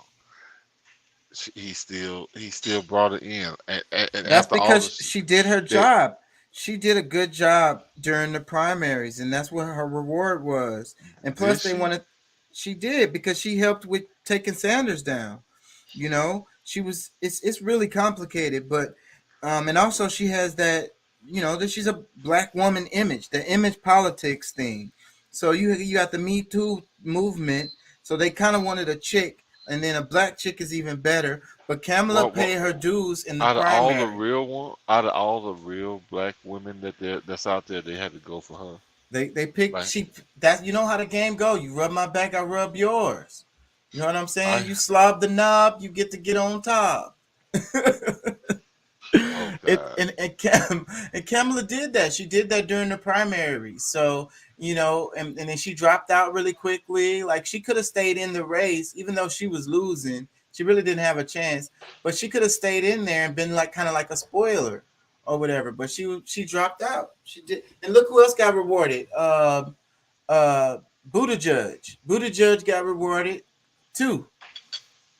Anyways, we're getting off track. People probably don't even know what we're talking about. You mentioned this earlier. Let's be careful about how we talk about this, but let me play some of this. I'm gonna let Jimmy Dore say it. Community. They've been lying about masks. They've been lying about children. They've been lying about everything. Every goddamn thing. Who would have thunk that big pharma and the government would lie to us? For profit. I am flummoxed. I am beside myself with slack-jawedness. Is that slack-jawed? Is that what that is? Yeah, I think so. And so they always say about so my big thing was when they came out with mandates, I was here to inform people why mandates were a bad idea. And so I stuck my chin out and people started calling me anti-vax. I was saying there's the other ideas. First of all, what they're saying about the vax is a lie, because this is a lie. You're okay. You're not going to get COVID if you have these vaccinations. So that's a lie. And this guy put this together. I think, what's his name? Milk Bar TV. Mm-hmm. So this is very funny. So he shows people saying things like that, and then they show him getting COVID. So let's watch it and laugh and let's have fun. You're okay. You're not going to get COVID if you have these vaccinations. Hey, folks, guess you heard this morning I tested positive for COVID. When people are vaccinated, they can feel safe that they are not going to get infected. Dr. Fauci says he has COVID again. Oh! If you've done the right thing and gotten vaccinated, you deserve the freedom to be safe from COVID-19. And this morning, I learned I tested positive for COVID-19 as well. Until all of us are part of widespread vaccine programs, no one is safe. New Zealand Prime Minister Jacinda Ardern has tested positive for COVID-19. If you are vaccinated, you are protected. They are effective.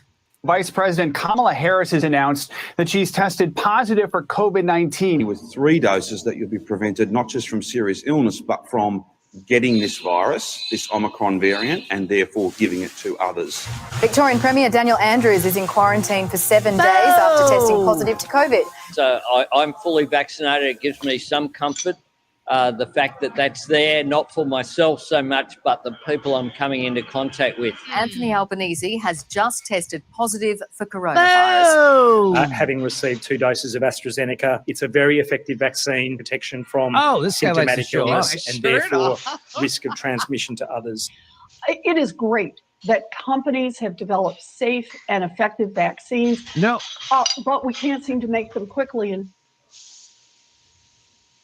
Safe and effective. Well, I think the point of this video mashup is to speak to their level of effectiveness. Or lack thereof. So I knew this. So that's why I was against mandates, because I had on the guy who invented the mRNA vaccine technology on my show. And he told me that there's no way we can vaccinate our way out of this pandemic. So I knew that over a year ago, before they started wanting to mandate vaccines. I knew this. And why? Because it's a leaky vaccine. What does that mean? What's a leaky vaccine? That means that it doesn't stop you from contracting the virus. It doesn't stop you from spreading it. In fact, Fauci has said everyone's going to get it. So if everyone's going to get it, who do you care if you get it from a vaccinated person or an unvaccinated person? Because with vaccinated people spread the virus all the time. In fact, they call them super spreaders because they don't feel so sick, so they spread it more. So these were... Okay, I'm going to stop there because this dangerous territory we're treading in over here. Oh, man, this is... It's because YouTube, man. They super sensitive. Facebook is too. Let me read his caption. He says, want to see a compilation of prominent politicians, including Joe Biden, Kamala Harris, Justin Trudeau, Elizabeth Warren, promoting vaccine guarantee against contracting, following the news report that the same politicians themselves contracted it. Then we got the video mashup for you. Yet despite spreading transparently false information about none of these permanent individuals will be censored. Yeah. Let me read some comments underneath it. It says, to force this on children is downright criminal. None of this remotely surprises me. The only shocking thing is the degree and extent to which so many people just brought it hook, line, and sinker. It's incredible and frightening how susceptible the average person is to propaganda.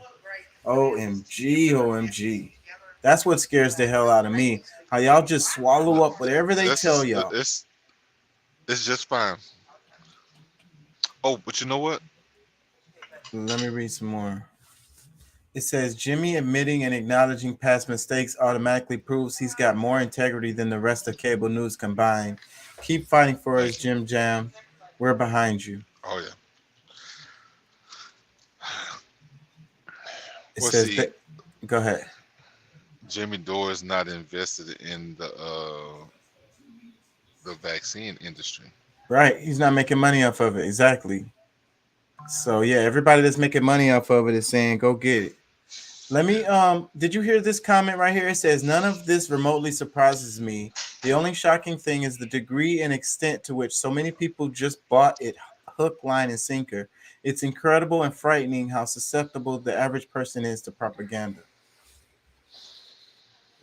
It is very scary because it's like certain things, like I mean, I guess to some extent we've been trained or trained ourselves to catch a lot of these things when we see it or hear it. When the first was like dun dun dun, like it's like, oh wait a minute, we can sense a lot of it. Yeah. But for others, and it's just like you gotta have you gotta pull their tooth out. You gotta be like going to surgery with the information in order for them, and then they still will try to make an excuse for it because they've already gone down so far with it already to where it's just like they don't want to admit they're wrong and maybe do something different, because I mean there are solutions. You taking it, you decide, okay, this is not the best thing to do, or you want to find a way to reverse it. There's ways to reverse it. Like you can, like, just so y'all, I'm gonna say it, a heavy metal detox, and like you can clear yourself of it. So I mean, people just need to stop, with the ego stuff and just like, okay, you know what, we were wrong. Like that would, what I'm saying. I think I have some friends that's already kind of feel like, well maybe, what I'm saying, especially with the type of information that's out now. Like for we talking about, like in the beginning, like I could get it, like I was like, debating, okay, such and such, whatever, blah blah blah. But then, of course, I have a support system that like I have a biochemist in our, in my circle that knows that he's like, what I'm saying, that made me feel way more comfortable about it. And everybody, I can't necessarily say that, but yeah. And they're just going by whatever they're saying on the news, and then you hear it over and over and over again. You can't help but to be like, okay, well, maybe it's true. Let me play this right here. It says Georgia residents can now claim fetuses as dependents on tax returns. Get $3,000 deduction. Get tax credits for your unborn child. It's part of the state's heartbeat abortion law, which limits when a woman can receive an abortion. News for Jack's reporter Brianna Andrews. She's joining us live in Camden County. Brianna, you spoke with an attorney about how this process works. Under this law, fetuses are now recognized as life in Georgia as long as a heartbeat is detected. But attorney Molly Sasso says the state needs to clarify this bill. 6 weeks is about the time it takes to detect a fetal heartbeat. If you live in Georgia, at that point in pregnancy, you can file for a personal exemption of $3,000 for each unborn child. This bill, which is called the Living Infants Equality Act, causes a mix of emotions for Georgia native Karina Simpson. By making this bill, it's as if they are giving women a few more rights and a little bit more leeway for financial help.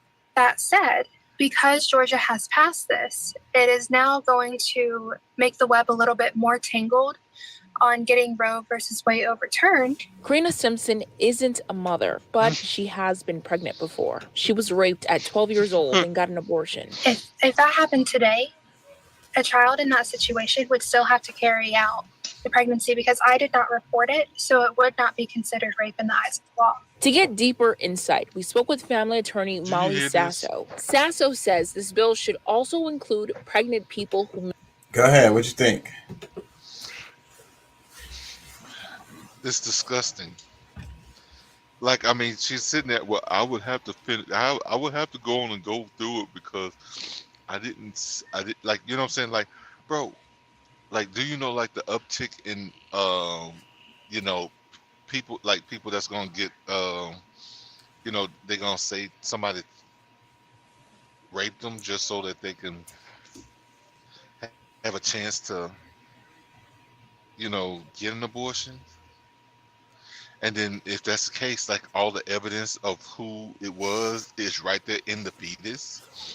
You know what I'm saying? Like, if they accuse, like, if these women start accusing people of, you know, it was rape and that's why, you know, how she got pregnant, that's gonna, like, the fetus has all of the evidence of who it is, if that's the case.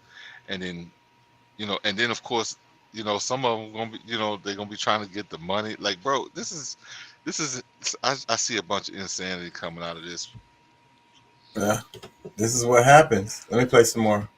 Miscarry as long as the heartbeat was detected on or after July 20th, 2022. So there's a lot of people who may end up with not having pregnancy that's viable, that doesn't go all the way, but they're able to claim an embryo for a pregnancy loss on their taxes. Caroline Wharton is with the anti-abortion group Students for Life. She hopes the rest of the nation follows in Georgia's footsteps. I think it's exciting for women. I hope it's something that we see go nationwide. And I know for me personally, I would love to live in a state that does that. When you say that And this there is are something still that a lot of happens, questions. oh, my bad. Go ahead. When you say this is what happens, please enlighten me. As a result of the political atmosphere, and then them overturning Roe versus Wade, and now the states get to make their choices, so then they're all over the place. So this state is deciding to give a $3,000 deduction to women. I saw one where they said that they can file child support on dudes. And the baby there's just a heartbeat. So, I mean, I'm not saying it's a good or a bad thing, you know. Well, listen to how we've minimized life, because you say it's just a heartbeat. Bro, it is a life. I mean, and, you know, I think Georgia is trying to do something, because, I mean, we know that their numbers are dwindling, and that's a part of their reasoning for wanting to, you know, stop a lot of the senseless abortions. But I mean, really, it's gonna be a catch-22. I'm seeing it now. Like, it's stuff that's going like, I mean, they're looking at it from a legal aspect. All right, well, damn, I'm late on my period. Okay, should I go ahead and cry foul and say somebody raped me, or so I can go on and get this abortion, or should I go on and you know, should I just go on and apply, you know, let me go and get the proof that I'm pregnant so I can apply for this extra money. I mean, which it won't be tangible cash. I mean, this is just like, you know, I guess they'll be able to get it back at the end of the, you know, when they file taxes. But it's, man, I don't know, bro. I mean, it's not like the world wasn't already crazy, so it's a can of worms. I shouldn't be surprised at all. Let me let him wrap it. Concerning the Living Infants Equality Act, and one concern is, how do you file a dependent without a social security or even a name? Now, the Georgia Department of Revenue says more information and instructions will be available later this year. For now, reporting live, Brianna Andrews, Channel 4, the local station. If you are pregnant in Georgia, you can now get. What's up, dudes? You there? Yeah, I'm here. Dudes. How you feeling, man? Shit, pretty good. Kind of got seemed like a little sinus shit going on. Had to go to the eye doctor. That shit was bad. Had my fucking eye hurting and shit. Man, I hope you ain't got none of that monkeypox. Nah, I ain't got no monkeypox. I ain't got none of that. This dude got a side dude. He married with a side dude. Shit, nah. Man, chill out. I know I started it, but no, I can't do it. I can't handle it. Hell no. Can't even go down that road, homeboy. Fuck that. Nah. Shit, I forgot what I was gonna say, bro. I had something too. Fuck, it's gone. I ain't gonna be able to do it, player. Yeah, nah. Damn it, I lost it. But nah, we Something with good. this shit. Hey man, I seen today they say Georgia has turned blue. That's not true. That's definitely That's not true. They that's saying a that it's that's a turning my more and more like more blue, like pretty much it's blue or some shit. Well, they've been saying that for the longest. See, Georgia, that's one of those battleground states, or at least they're calling it. Like it's in play a bit. It seems like it is because what's her name? And she's gonna run again. I want to Lee, say, the chubby black the lady. Jackson Lee, something Jackson Lee. Nuh-uh. That's not her name. Well, Stacey Abrams. Abrams, yes, That's the one. that's Yeah, who I'm thinking. That's who I was thinking of. But yeah, she's gonna run again. So she did a lot for the Biden. Democratic Party. She got a lot of voters. She got a lot of new voters is what she really did. You know what I'm saying? And she got them in her pocket. And they're mad at her about it too because she has like what they call like an email list.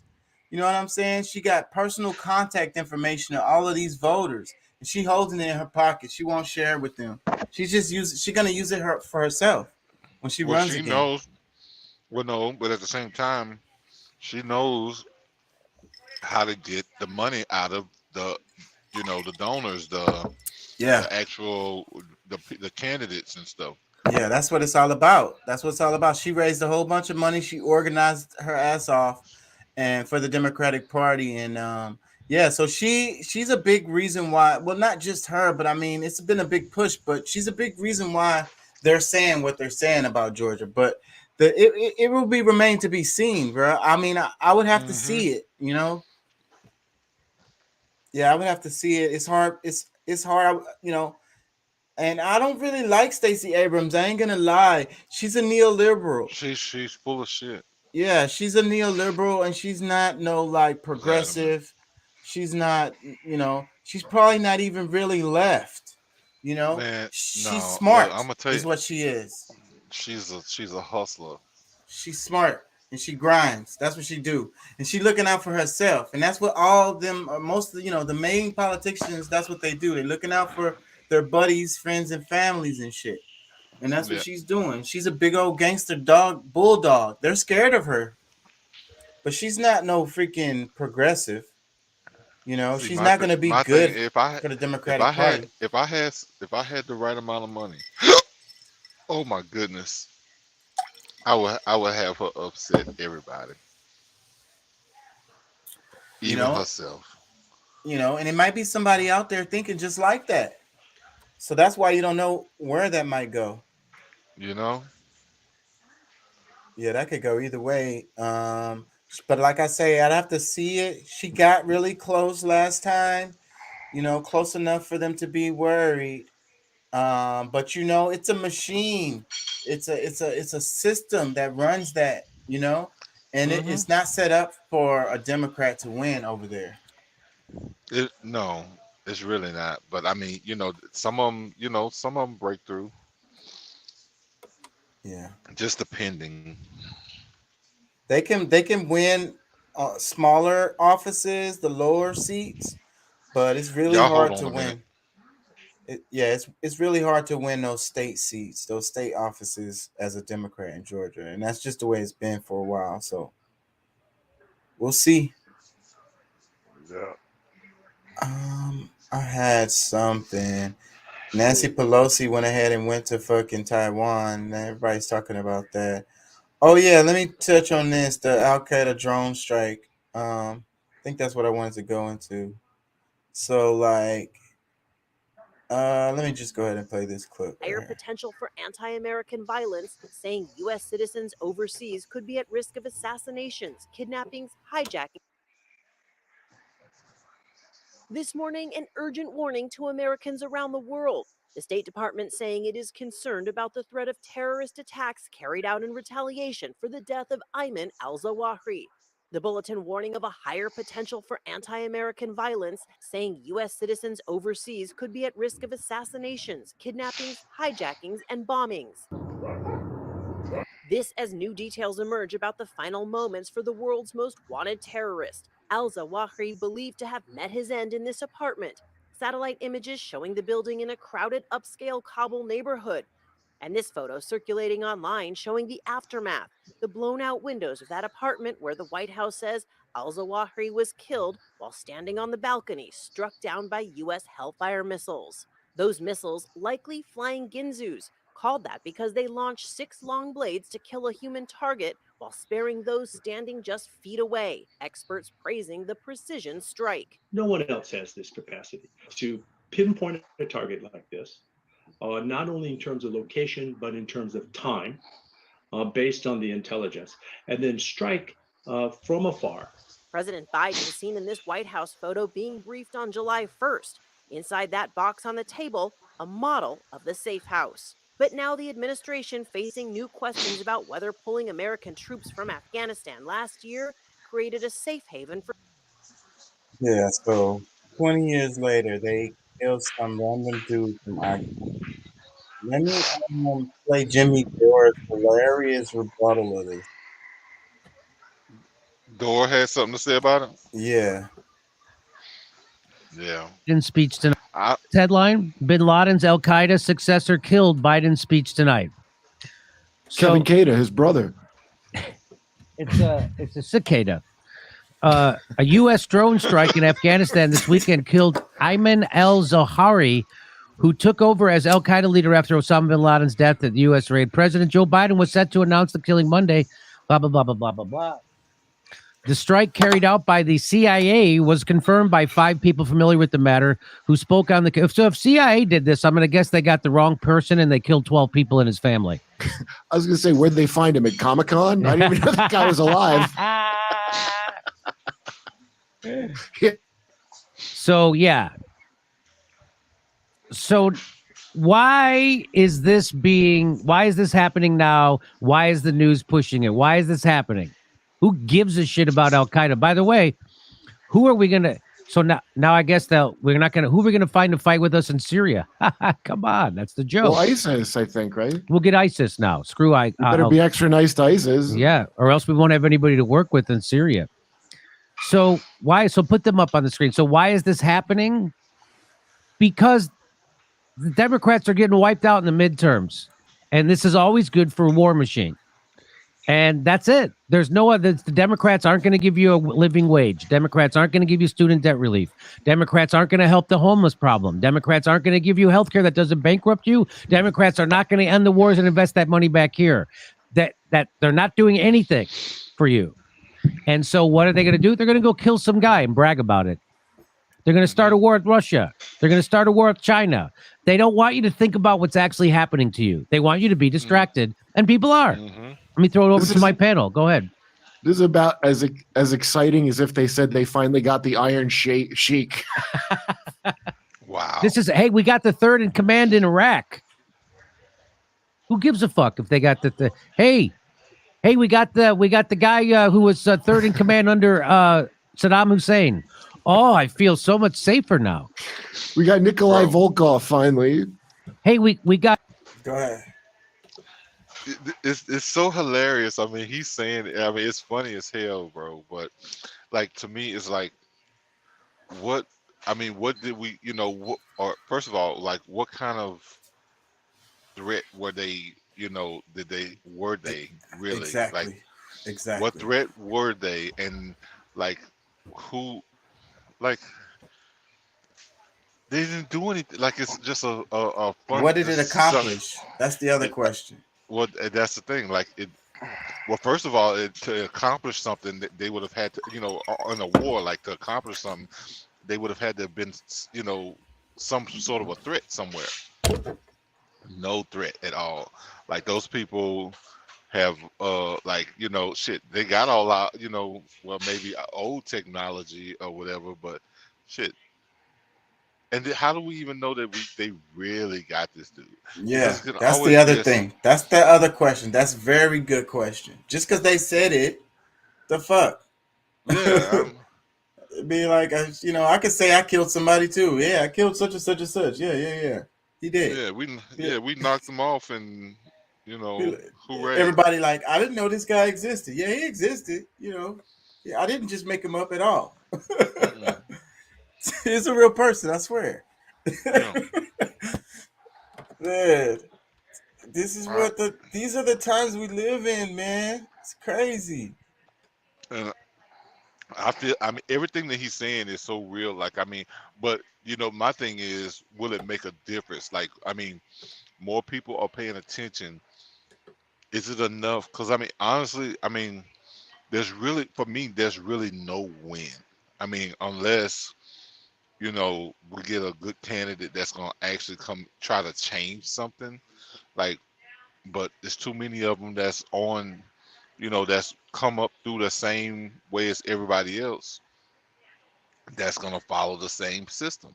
So I don't know. I don't necessarily see a win, but I do. I mean, unless I can see where black people actually Trump's stood got up and said, you know what?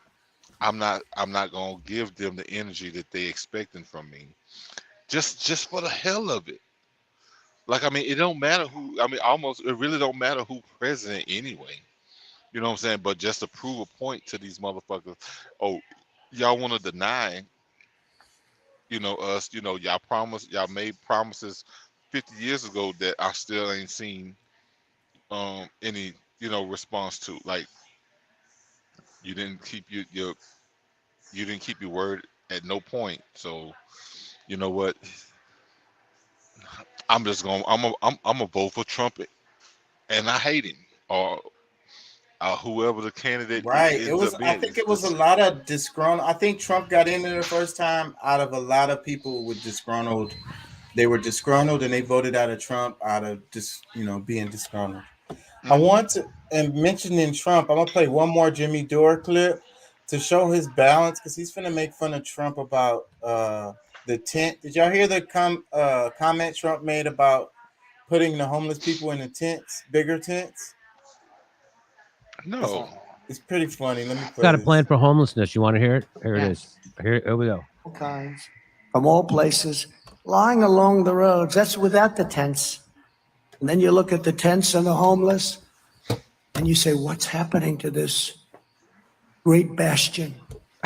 Perhaps some people will not like hearing this, but the only way you're going to remove the hundreds of thousands of people, and maybe throughout our nation, millions of people we're talking about, and help make our cities clean, safe, and beautiful again, is to open up large parcels of inexpensive land in the outer reaches of the cities, bring medical professionals, including doctors, psychiatrists, psychologists, drug rehab specialists, build permanent bathrooms and other facilities, make them good, make them hard, but build them fast, and create thousands and thousands of high quality tents, which can be done in one day. And you have to move people out. Now, some people say, oh, that's so horrible. One day. No, what's horrible is what's happening now.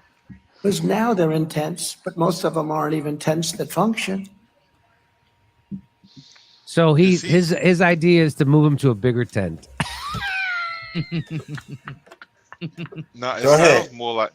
It sounds more to me like he's talking about concentration camps. He said on the outskirts of town. That's what it sounds like to me. There. Yeah, I mean, I don't know about y'all, but that's what it sounds like to me. Move them out to the outskirts of town and put them in a tent. Far away from the city. Hey, again, at least it's something. Joe Biden is never even talking about it. At least he's talking about it. What I would say to him is like, hey, you were president for 4 years. You could do this in one day. What the fuck? Why didn't you do it? Why should I believe you now? You had 4 years. You didn't do it. Why would you? What makes me think you're going to do it now? With your big idea, do it in one day with bigger tents. But I'm going to give him credit here. At least he's talking about it. No one else even brings it up. No one brings it up. At least Trump's bringing it up. And that's not the solution. I'll tell you what the solution is in a second. So why don't we put those tents on Trump's golf courses? Okay. And Mexico will pay for it. Funny. But here is how. This is what you should do. Finland fixed their homelessness problem. How'd they do it? They gave people fucking houses. In Finland, the number of homeless people has fallen sharply. The reason? The country applies the housing first concept. Those affected by homelessness receive a small apartment and counseling without any preconditions. 4 out of 5 people affected thus make their way back to a stable life. And this is cheaper than accepting homelessness. So it saves money. If you give people homes, it saves money. It's you want to hear it? This is what they did in Mississippi. Mississippi fixed homelessness. Did you know this? Not California, Mississippi. You want to see it? Here we go. Mississippi usually ranks among the worst in the United States in terms of education, poverty, public health, or crime. But there's one metric that Mississippi ranks the best in. They have the lowest rate of homelessness out of any state. This is because, despite their poverty and racism and so on, Mississippi goes the Finland route for solving the homeless problem. They build houses and they put people in them. Good job, Mississippi. Contrast this with the wealthy, liberal, high IQ California, with a homeless rate more than 11 times the rate of the supposedly backwards, gun-toting redneck states. For whatever reason, California will do anything to reduce the homeless population, except build more houses, and as a result, their state just gets worse and worse. Zoning laws prevent anyone from building houses more than 3 stories tall, and when new houses and buildings are proposed, the plans can be shot down by angry residents so long as they act angry enough. The population of San Francisco has basically stayed the same since 1960, but rents are through the roof because every time a home is demolished or otherwise taken off the market, a new one can't be built to fill the gap. When California passed rent control measures in the 90s, it actually led to renters paying collectively $2.9 billion more than they had been paying before. New constructions and luxury houses were exempt from the rent control, so landlords simply converted existing housing into luxury houses, obtained the new building sticker, and proceeded to increase the rent while not actually adding any more houses to the total, and in fact taking away from the number of affordable houses. Sometimes it can take years just to get government. So that happened to me. I had an apartment in Hollywood, and my landlord he had a big idea because he couldn't raise our rent. It was rent controlled. And so he tried to incentivize us to move out because he was going to make it into luxury apartments, which then is no longer rent controlled, just like that. And he did it. It worked out. I was ready to move. And I drive, and so now that was another whole apartment building that's no longer rent controlled. They built in loopholes around this. So the point is, the way you help get rent relief when it's too high, and how you help homelessness, is you build more houses. And they just won't do that in the United States. They just won't do it in California. They just won't build more houses. Right now, a regular shitty house in California costs $1 million. I'm talking 1,000 square feet. Costs $1 million. It's the regular house. And they just won't build more houses. And I don't know what's going to... so here, they did it in Houston. Houston moved 25,000 people from the streets into homes of their own. I wonder how they did it. I'm going to bet they built houses. Let's see. Together, they've gone all in on housing first, a practice supported by decades of research that moves the most vulnerable people straight from the streets into apartments, not into shelters, and without first requiring them to wean themselves off drugs or complete a 12-step program or find God or find a job. You give them a house first. So now the way they work it is they make them do all that shit, and then we'll give you a house. And then we'll help you get... No, you give them a house first, and then you help them get sober. and then you help them find a job. American cities could house everyone if they chose to. This is in the New York Times. Our housing crisis is a symptom of America's wealth and its indifference. Again, we can end homelessness like that with the. Go ahead. What you were saying, Pat? Well, because I think they think backwards. Like, I mean, they add more stress to a person's, before, like, look, the people that like they ended up homeless because of all the burdens and the stress. Okay, take some of the burden and stress off of them. Shoot, give them, because I mean, a bunch of them, shit, they probably like, okay, they get a home, get somewhere to live. Now they can go look for a job. Now they got an address where they can actually go, put on an application. You know what I'm saying? Like, yeah. Wow. You there, Deuce? What you think? Yeah, I'm here. I just think that we sit back I'm and good. I just can't move yet. I just feel like they always talk about that they care, but they never take any actions to show that they care. You know what I'm saying? It's never done in a massive, like, they really don't care, bro. Like, they care more of keeping a certain demographic out of certain areas than actually getting people off the street into proper housing, proper shelter. Even all of these children, Well, like, look at how much money we send overseas to other countries when we got kids right here that are facing poverty, that are being raped and molested and, on a daily basis that's going without, but yet and still we send billions of dollars to other countries to help them with their situation. We fix everything else, but we're not fixing at home, and they truly don't care, you know what I'm saying? And this whole idea of classism and capitalism, bro, I really think that they took it beyond that. You know what I'm well, saying? Like, they don't give a fuck. well, They don't look, care that you struggling.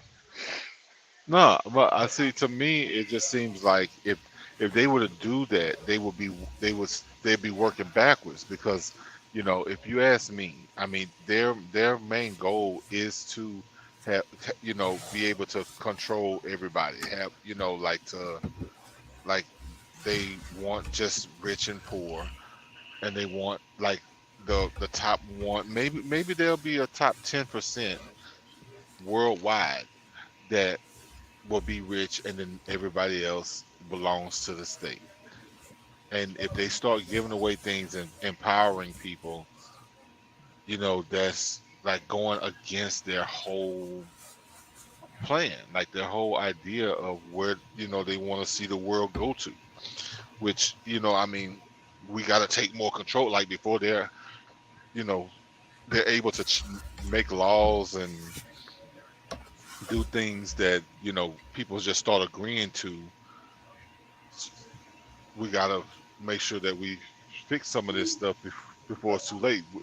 We gotta do, instead of leaving these issues for our children to figure out. We got to get a lot of this stuff right before we're gone. You know what I'm saying? That's what I think. Let me play some more Jimmy Dore. The money we sent to Ukraine, we could build enough housing to end homelessness. Isn't that crazy to think about? They just won't do it. That's called the government. The gears have seized up, as Chris Hedges says. They no longer can work to help regular people. The only time the government works is to grift money to the people who own the government. And that's the military-industrial complex, Wall Street, big pharma, fossil fuel companies, and big tech. That's when the government can work. But if you need housing, can't get it done. Healthcare, How about a vaccine? We could do that. A couple $100 billion. The federal government already provides housing vouchers to help some lower-income families. The families pay 30% of their monthly income towards rent, then the government picks up the rest. But instead of giving vouchers to every needy family, the government imposes an arbitrary cap on the total spending. So a lot of people who need that help don't get it, and they end up homeless. 3 and 4 eligible families don't get vouchers. The The program costs about $19 billion a year. Vouchers for all eligible households would cost an additional $41 billion a year. The Congressional Budget Office estimates. So that about the kind of money we sent to Ukraine this year, we could have ended homelessness. They just don't want to do it. The U.S. has, who cares? Give me shelter. Oh, so now you go, well, wait, maybe we need a good Democrat like Gavin Newsom. Maybe he'll fix it. Nope. Want to know what Gavin Newsom's plan is for homelessness? Gavin Newsom's big idea to tackle California's homelessness problem is a new program to provide court-ordered treatment for homeless residents with severe mental illness. The governor wants lawmakers to act quickly to pass the plan, which would target up to 12,000 residents who need the That's his plan. It's gone. That's his whole plan to help fix homelessness. He's going to give mental health help to 12,000 residents. Not going to give them homes. Not going to give them apartments. Not going to give them anything. By the way, there's 160,000 homeless people in California. He's going to target 12,000 of them and have them go see a counselor. No, sounds like that's what he's going to do. Oh. No, jagoff. What do you say? It sounds like it'll work. What did you say? Huh? What'd you say? It's like he'll probably more of the homeless. Yeah. Let me let him wrap it, and then we're gonna make comments. You take the $40 billion surplus you were talking about last year that California has, and you build housing. Well, Jimmy, that sounds really expensive. How can we afford it? It's cheaper than having homeless people. You want to know what happened in Finland? Creating housing for the people cost money. In the past 10 years, 270 million euros were spent on the construction in Finland for homeless people. And their Housing First program with 2 M's. However, this is far less than the cost of homelessness itself. Why? What do you mean? Well, when people are in emergency situations, emergencies are more frequent. Assaults, injuries, breakdowns, the police, healthcare, and justice system are more often called upon to step in, and this also costs money. And if you lock up somebody, you know how much it costs in California to lock somebody up? $70,000 for one person a year. Wouldn't you want to go to those people and go, hey, look, we'll give you $50,000. Just don't do anything bad. Yeah. Here's $50,000. Go get an apartment. Just stay out of trouble. In comparison, Housing First is cheaper than accepting homelessness. For instance, in Finland, the state spends 15,000 euros less per year per homeless person than they did before they started housing them. So it would save us all money, and yet they still won't do it. Go ahead. Just think about how much creativity is locked out of our society because it's trapped on Skid Row. Yeah. Yep. The next guy to come up with the best idea, and I be saying that all the time, is some kid in the hood really living in a single parent home in the projects who's finna get swallowed up by the streets. That's the kid that's got the answer to everything. He gonna end up a gangbanger or in jail, drug dealer, or he gonna become a barber. But this guy is supposed to be, I don't know, in a lab somewhere working on the freaking molecular structure of the freaking universe or some shit. Yeah. I mean, really, we just, in order to stop a lot of the sicknesses, is, a lot of the science that GMOs and all this other crap that they're creating, this, that, and the other in these labs, people wouldn't be getting as sick as they getting diabetes and because it's profit first. And then I don't watch commercials. I watched by the TV earlier in the living room, and they was watching something, and they played a damn heart like a heart failure medication or whatever. And it's just like me hearing that commercial, all I could think about is all of the the big McDonald's, the cheeseburgers, everything has bacon in it and saturated fat in it. And then your doctor doesn't tell you nothing about your diet and exercise, about drinking water, none of that shit. And, they just keep prescribing you pills, and you just keep getting sicker until you got to take this other pill. I mean, the profit model. I want to challenge everybody in their for the next time they go to their doctor, is to ask them for a homeopathic remedy. Like you want to go more natural, and as far as instead of prescribing you uh, pharmaceuticals, prescribe you something natural. Yeah, like what else, doc? Instead of the drugs, what else could I get? He gonna be like, Yeah. I can give you this other drug. No, I don't want no other drug. Something other than drugs. I'll be like, look, they got plenty of drugs in my neighborhood, man. I want to do something. Something that's not drugs. The doc gonna be Yeah. like, I can't give shit. I don't.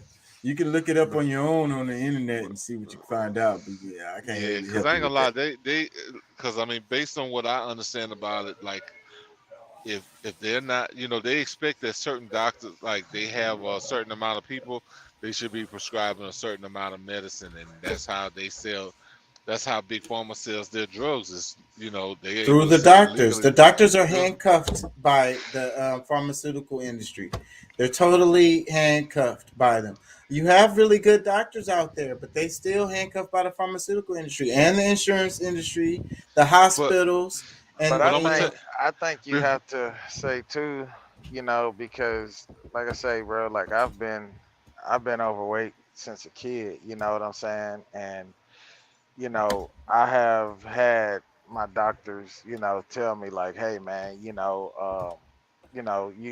get off of this blood pressure, like your blood pressure is not bad. Like, this is what you need to do. You drop more of that weight. Like since I've dropped a lot of weight, like my blood pressure has been more regular. I mean, there is doctors out there that tell their patients, bro, but you got people out here that value eating the unhealthy shit that feels good and tastes good as opposed to being more healthier, you know what I'm saying? I mean, yeah, there is a profit Nah, model I want to feel good. in our medical industry.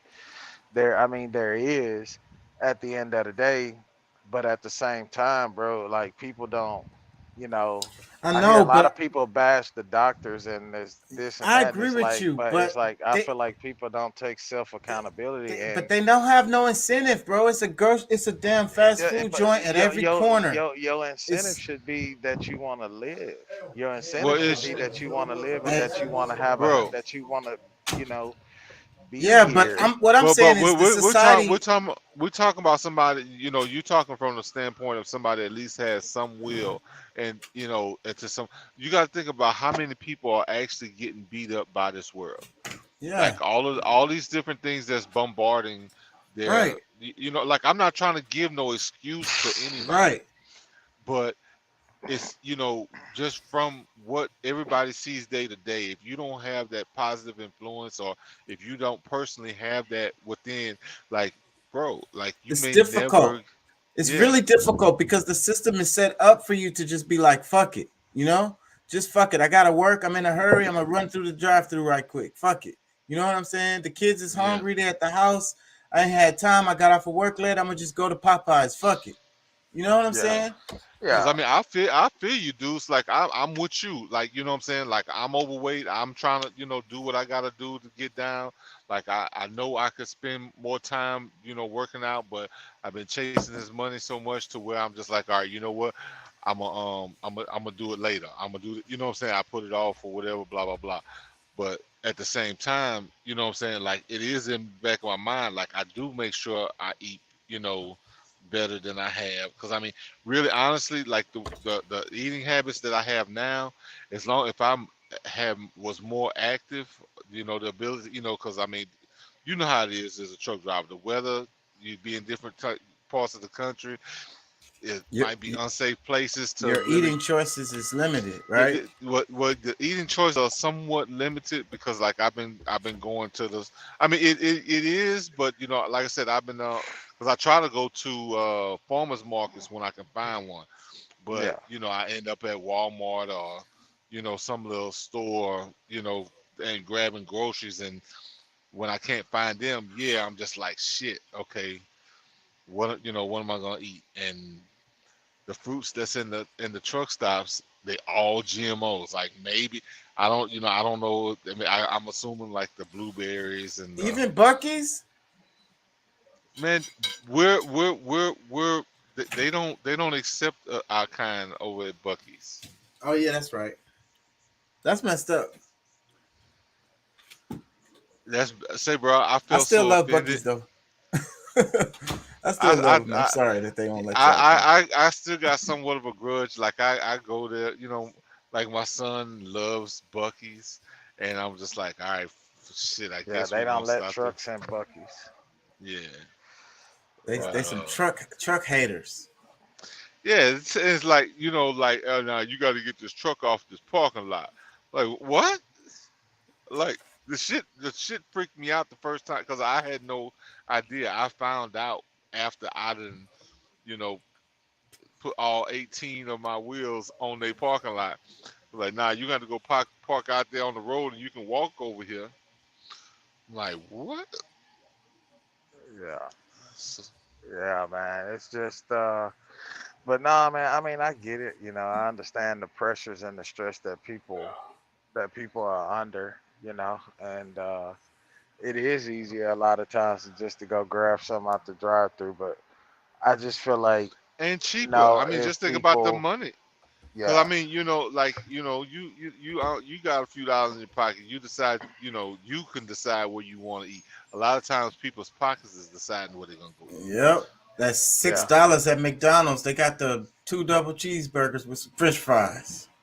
Yeah, I mean that's true, bro. I guess, for me, I'm looking at it from the perspective of, you've been warned, you've been told like, hey man, you borderline diabetic. Hey, your cholesterol is extremely high.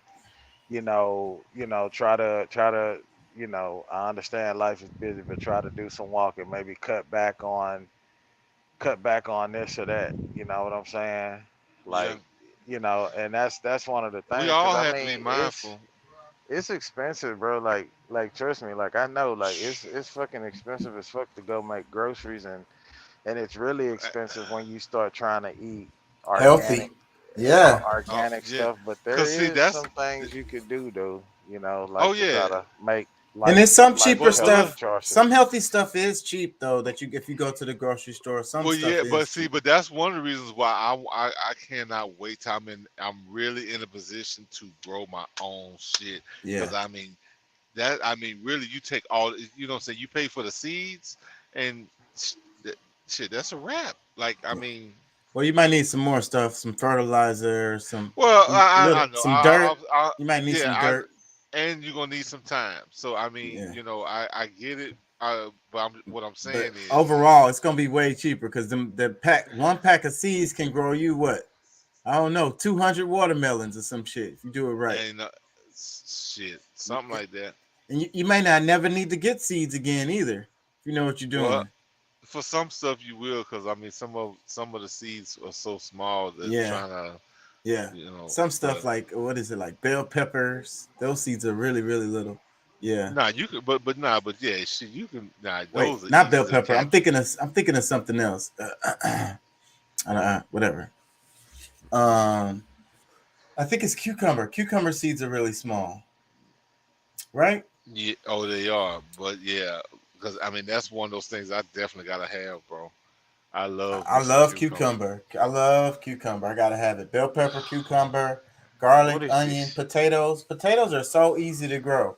What Tell is Look, my this? anybody. mom, What is look, this? my It's mom, my cucumber. mom was talking about it's like she was like, boy, you should have never showed me how to make that I made this cucumber salad. Like you should have never showed me how to eat that. I mean, how to make that, because I do it all from from scratch. That's the dressing and everything straight from scratch. And she's like, boy, I done made one of them things. That thing almost gone already. And Yeah, I that know it. cucumber salad do be hidden, bro. No, Cucumbers and tomatoes. we forget that it's the fresh stuff because that's us natural. I was talking to somebody at work, the world that we live in with the toilets, we were talking about the toilets and how the position that you in when you're pooping and how it's really It's unnatural. unhealthy. Yeah, it's And unnatural. and You're and supposed and, to be like almost standing up when you poop. Well, you squat. You're supposed to squat. Your knees should be towards your chest, like that's the natural position of it. And then we were talking about toilet paper and how bad it is for your bunghole. And then and then I was thinking about it, and I was like, if you think about it around the world, most people don't use toilet paper. They wash it. They wash themselves. You Oh, you know? talking about like what a duvet? What is that? Yeah, but not even if up in the country Bidet. or in the African tribe. So, but what was I gonna say? So Oh, what they go squat and put and drop their ass in but some they probably water? got a bucket of water. What was I gonna say? Damn it, you made me forget. Oh, the bush. We aren't that long out of the bush. You think about humans, right? Humans, history, and us living the way we live now is very, very recent. You know what I'm saying? Our bodies are still used to being in the bush. No. Like for some. We've had like high society civilizations for thousands of years, bro. That's just like for some people that was and you say in the bush, like a lot of stuff was like chosen. Like we done had like we wasn't no damn where we had freaking like we try a twig house or like the three little pigs and shit. When I say the bush, that's not really what I mean. It's like, okay, we ate mostly fruits and vegetables. You know what I'm saying? Any meat we ate was Okay. probably fresh. You know, Okay. we Well, no, it were wasn't no more problem. exposed to the elements. We got Hey, more but sun. check this out. Check this out. What about the people that are getting like, because I remember when my wife and I was getting food stamps and WIC, you know what I'm saying? And that shit allowed for you like with WIC, bro, like they promote you buying produce and you know what I'm saying? You could go to farmers markets wherever and they take that shit. Your EBT card. So like, you can buy you can make some healthier choices, bro. Like Because for that's what I'm real. saying. Like instead of buying like pizza and pizza rolls and shit like that, Get some like nuts. like And, like I say, fruits, nuts, vegetables. That's what was readily available to us all the time. You know what I'm saying? Grains, we had that all the time. You know what I'm saying? That was our diet. Like that's what it is. So, but rice. The reason why humans are so many on the planet is because now we have these staples that we use, like rice, that we use all around the world, and it can feed a lot of people. So you get what I'm saying? So what I'm saying is the way we live is different, than our traditional history or whatever. So and then you think about that, and that's how you can be more healthy, because then you just think about how things had to be. Is that still in your blood? Because the way we live now is really fairly recent compared to the how long we've been on the planet. Oh yeah. Going to these grocery stores, driving in these cars all the time, like sitting down so much, all of that stuff is not that's not us. Yeah. I mean, but But that's yeah. Unless you living out in the country somewhere, bro, it's hard for you to say you just gonna walk. yeah, well, cause I'm gonna tell you, I mean, when I was still like in my teenage years, like my mom's husband was growing food. My dad still was growing food and shit at on his property, but like you know, we lived in the city, so I didn't see that a whole lot. But I mean, it was still like I mean, shit. My yeah, my best friend's mom used to grow a little bit of stuff here and there, little corners of the yard or whatever. But I mean, that's something that like I said, I definitely want to get back into it to where I'm not just shoot. I'm growing so much that I'm a feed the community. I'm like Because you have to everybody. give it away a lot of times, because it's just gonna go bad, and you love to see somebody eating the stuff that you grew. You don't want to see Yeah, it go to waste. nah, yeah, that's what I'm saying. Like I look. I know I done heard you. You know, you done told me a couple times, hey, you know, that's something you talking about really doing. You in. So like, hopefully I can get a, you know, sooner than later that position to be available. You know, but I want to touch on a couple more topics before we go. Which one y'all want to go into? China and Taiwan because of Pelosi's visit. Senator Joe Manchin on Inflation Reduction Act. Or liberals versus conservatives. let's talk about Taiwan. Okay. I've been talking about that a lot too, so that's why I kind of wanted to keep on following that up. I actually got a couple videos on this. Which one do I want to play? Let's play a little bit of Kim Iverson because she's really good at breaking shit down. She's more free now because she's not with the Hill Rising no more. She quit because they held her out on an interview with Dr. Fauci came to the Hill and they excluded her from the interview. And she wanted to ask her questions. That was the whole Bax thing is her baby. And she was hurt behind that. And she felt like she had, hurt the integrity of her journalism because she told her followers that, if she ever had a chance to interview Fauci, she would ask him certain questions and she would always be honest if she, whatever, da. So she left. She's independent now. Let me play this. Is in Taiwan. And this is somewhat of an unprecedented visit. The last time this high level of an official visited the island was when Newt Gingrich, who was speaker at the time, went in 1997. So this trip is certainly ruffling some feathers with China, whose leaders have warned Pelosi against going or else. Here's Chinese Ambassador Liu Jiaming saying, China has repeatedly made clear to the U.S. its serious concern over Pelosi's planned visit to Taiwan and its firm opposition to the visit. If the U.S. challenges China's red line, it will be met with resolute countermeasures. The U.S. must bear all consequences arising thereof.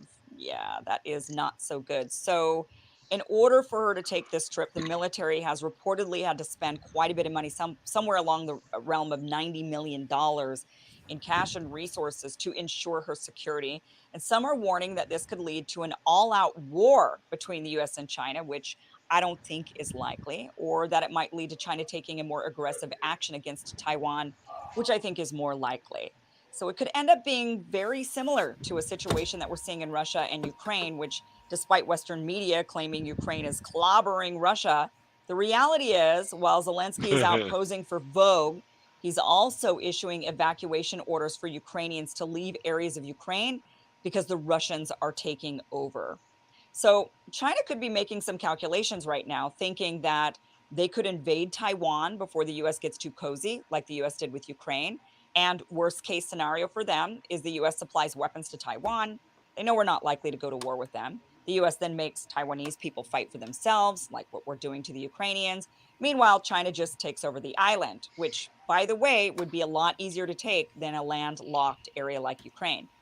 And by the way, I'm not advocating for any of these outcomes regarding Ukraine or Taiwan. I'm just laying out reality. China knows there'll be no war on their soil. They also know we're not going to go to war with them. So the worst case scenario from what they're seeing is we supply Taiwan with weapons. China would obviously lose a few soldiers, but they'd gain territory, just like what's happening in Ukraine. That's the calculation. Now, also, I should. That's likely to be what happens too. And then Taiwan will be the ones who will pay the price in this because ultimately I don't know that they could win. Because Taiwan is not even really recognized because of China. Like it's called the Republic of China or some shit. What is it called? It's called the Republics of China. It's not recognized as Taiwan. And so, with the U.S. trying to say they're playing this game of we support them, we support their them democratically. I got another one that I really had a good one. Let me see if this one's any good. Hold on. Reports China's saber the fallout over House Speaker Nancy Pelosi's high-stakes visit to Taiwan. She left the island today. CBS's Nancy Cordes reports China's saber-rattling over that trip is escalating. Wait, there was one that showed the pictures of her landing. Oh, this is it. Of course, I knew I should have played this one from the beginning. This is Gravity's. They're really good. Hold on. Will she, won't she? Well, she has. Nancy Pelosi has landed in Taiwan and put paid to all speculation. The ball is now in China's court. Will it launch a war or a military operation over a diplomatic visit? Beijing is not taking it lying low. It has been active on many fronts. It has closed the airspace over Taiwan. There has been a cyber attack on Taiwan's presidential office. China is also making military moves. The pictures you just saw are believed to be from Fujian. This is a Chinese province. It is the closest Chinese province to Taiwan.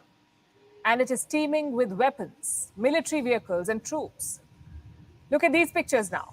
These are Chinese troops moving across a beach with tanks.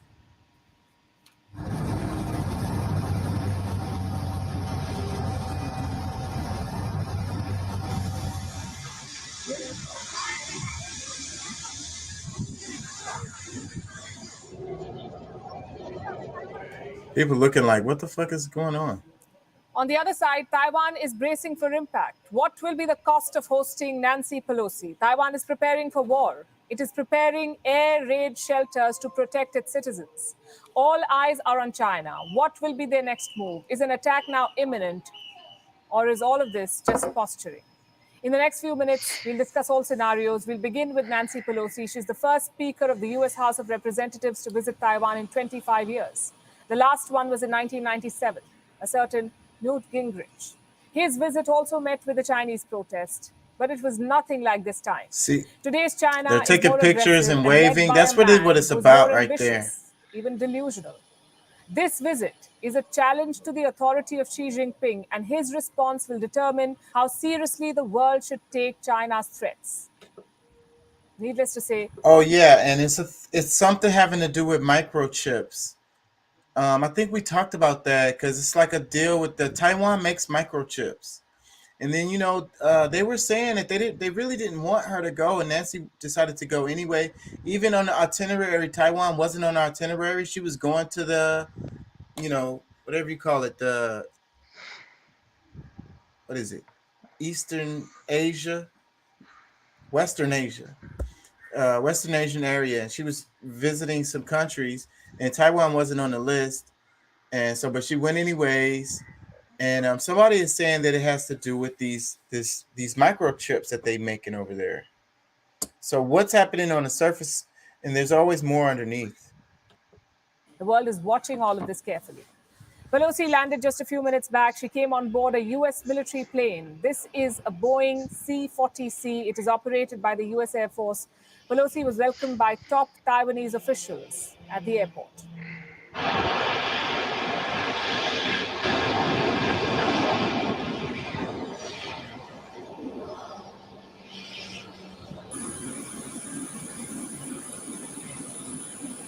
In the middle of the night, the flight landed in the middle of the night.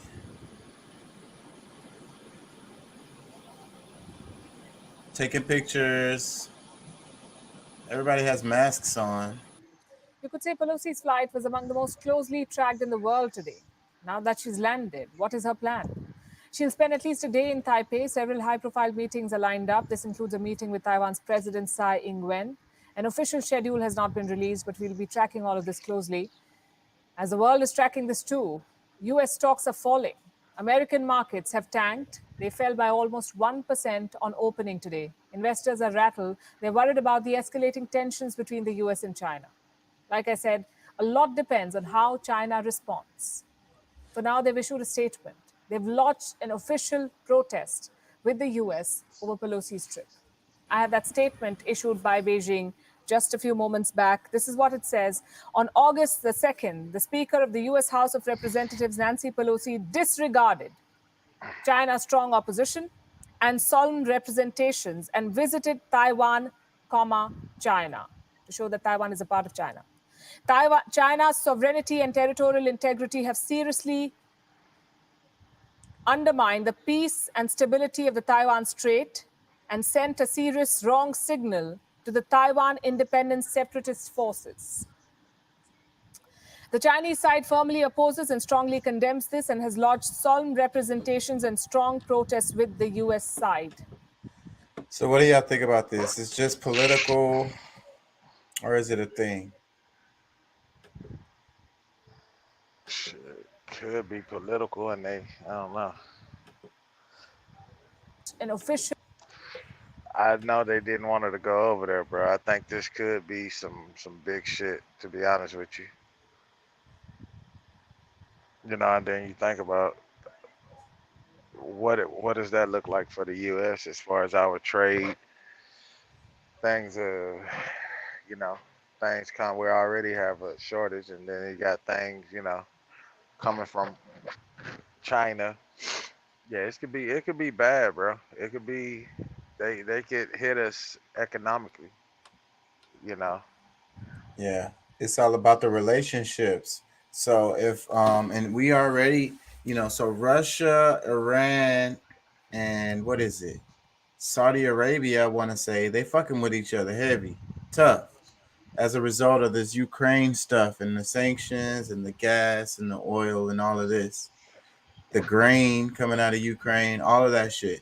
So this could push China in that direction over there, and think about the dynamics on the world stage, how it would be if China was more friendly to Russia, Iran, whoever, Saudi Arabia, more than they are to the United States, because there's markets over there. It's all about the money. These capitalist companies is what's really running the show. So if they feel like their money is gonna be better over here, they're gonna put their money over here, man. Y'all crazy as hell if y'all don't think that's what could happen. They fuck with the U.S. because the U.S. got this strong military. They got the strong dollar. You know what I'm saying? And they have a big market because we have a whole bunch of Americans over here that they can sell shit to. So, but there's other markets, bro, around the world, bro. And then there's a currency. Who's working on it? It's somebody came out with a gold currency. I think it's somewhere like Zimbabwe or something. They were facing real bad inflation. They came out with like a gold coin. They planted some real gold coins. So, anyways, a lot of these other countries can do this kind of thing, and then it'll be competition for the dollar, which is the petrol. So, and somebody else was talking about they're putting their currency and the resources that they make out of their country, and it's stuff like gold and rare earth metals and stuff that they use in electronics and shit. So this stuff will be more stable. You know what I'm saying? In the long run, with everybody talking about climate change and the actual amount of oil and gas or whatever. So, the speculations is what they call it. So, it could be more stable over there with these real earth elements, which what it should be on, which was on before. So like that, what I'm saying is the alignment of the world is what's changing right here.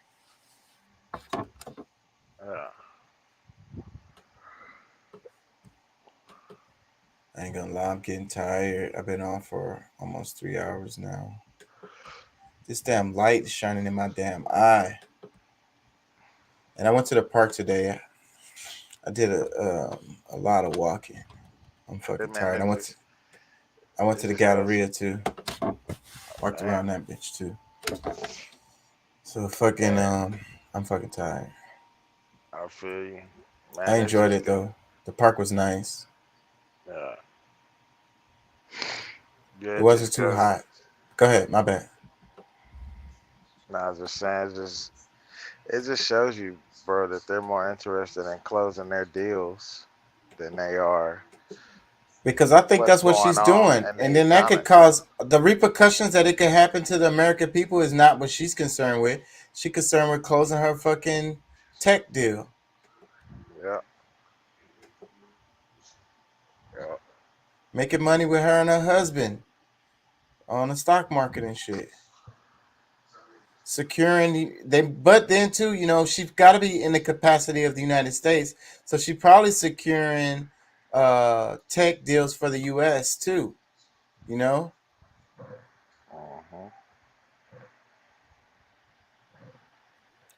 So whatever happens to the American people is whatever, as long as we get those microchips out of Taiwan.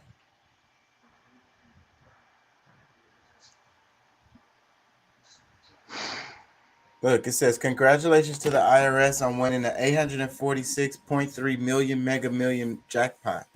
The winner of the 1.28 billion lottery gets 433.7 million after tax.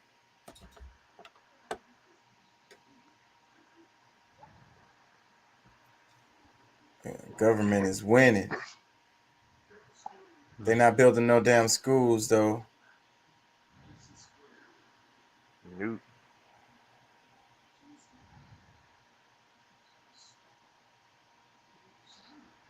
Yeah, I'm getting tired. See if I see anything.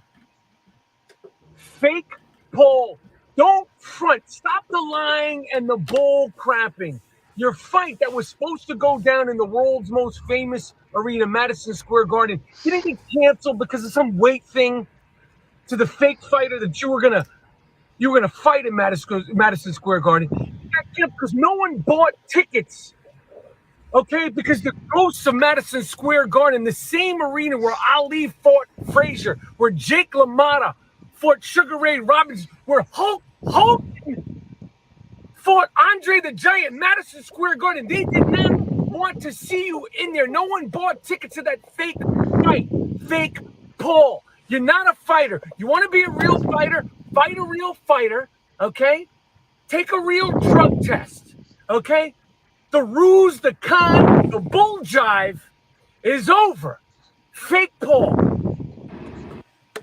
He's talking about Jake Paul, and recently he was supposed to have a fight, and he was saying that the other guy pulled out. So apparently he was lying. I believe this guy. I believe what this guy is saying. I think that's more likely to what occurred. But Jake Paul is making money, man. I ain't no hater of that guy. He using what he got to get what he get. You know what I'm saying? To get what he wants, whatever. Gets what he needs. Like, I'm not a hater of Jake Paul. He using the internet. He been using it for years. He knows what he's doing. It's actually a cool thing because it's pushing against the system of the boxing, you know, because like the professional boxing system, you know, they do these like kind of like, they're not really professional boxing, but these niggas is making money. And, you know, it's all about the boxing is people coming out to see a show. So you give the people a show, you make money, you go home. That's the same thing they do in professional boxing. So whatever, if nobody gets hurt, it's all safe, then who cares?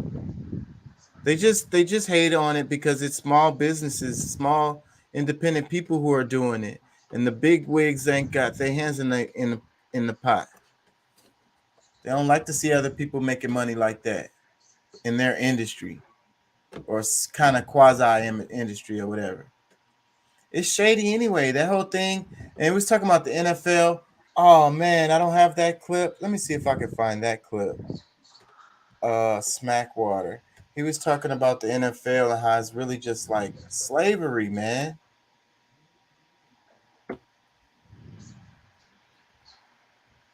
And how what they're doing to what's his name is showing it what it is, because he freaking let me see, is this it?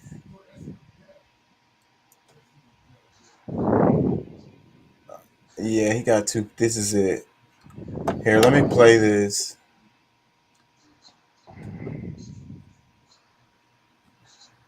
On Deshaun Watson, because I really need this video to be shared on as many platforms as possible, because I know a lot of these sites be scared to share my stuff because of my language and linguistics and my vernacular.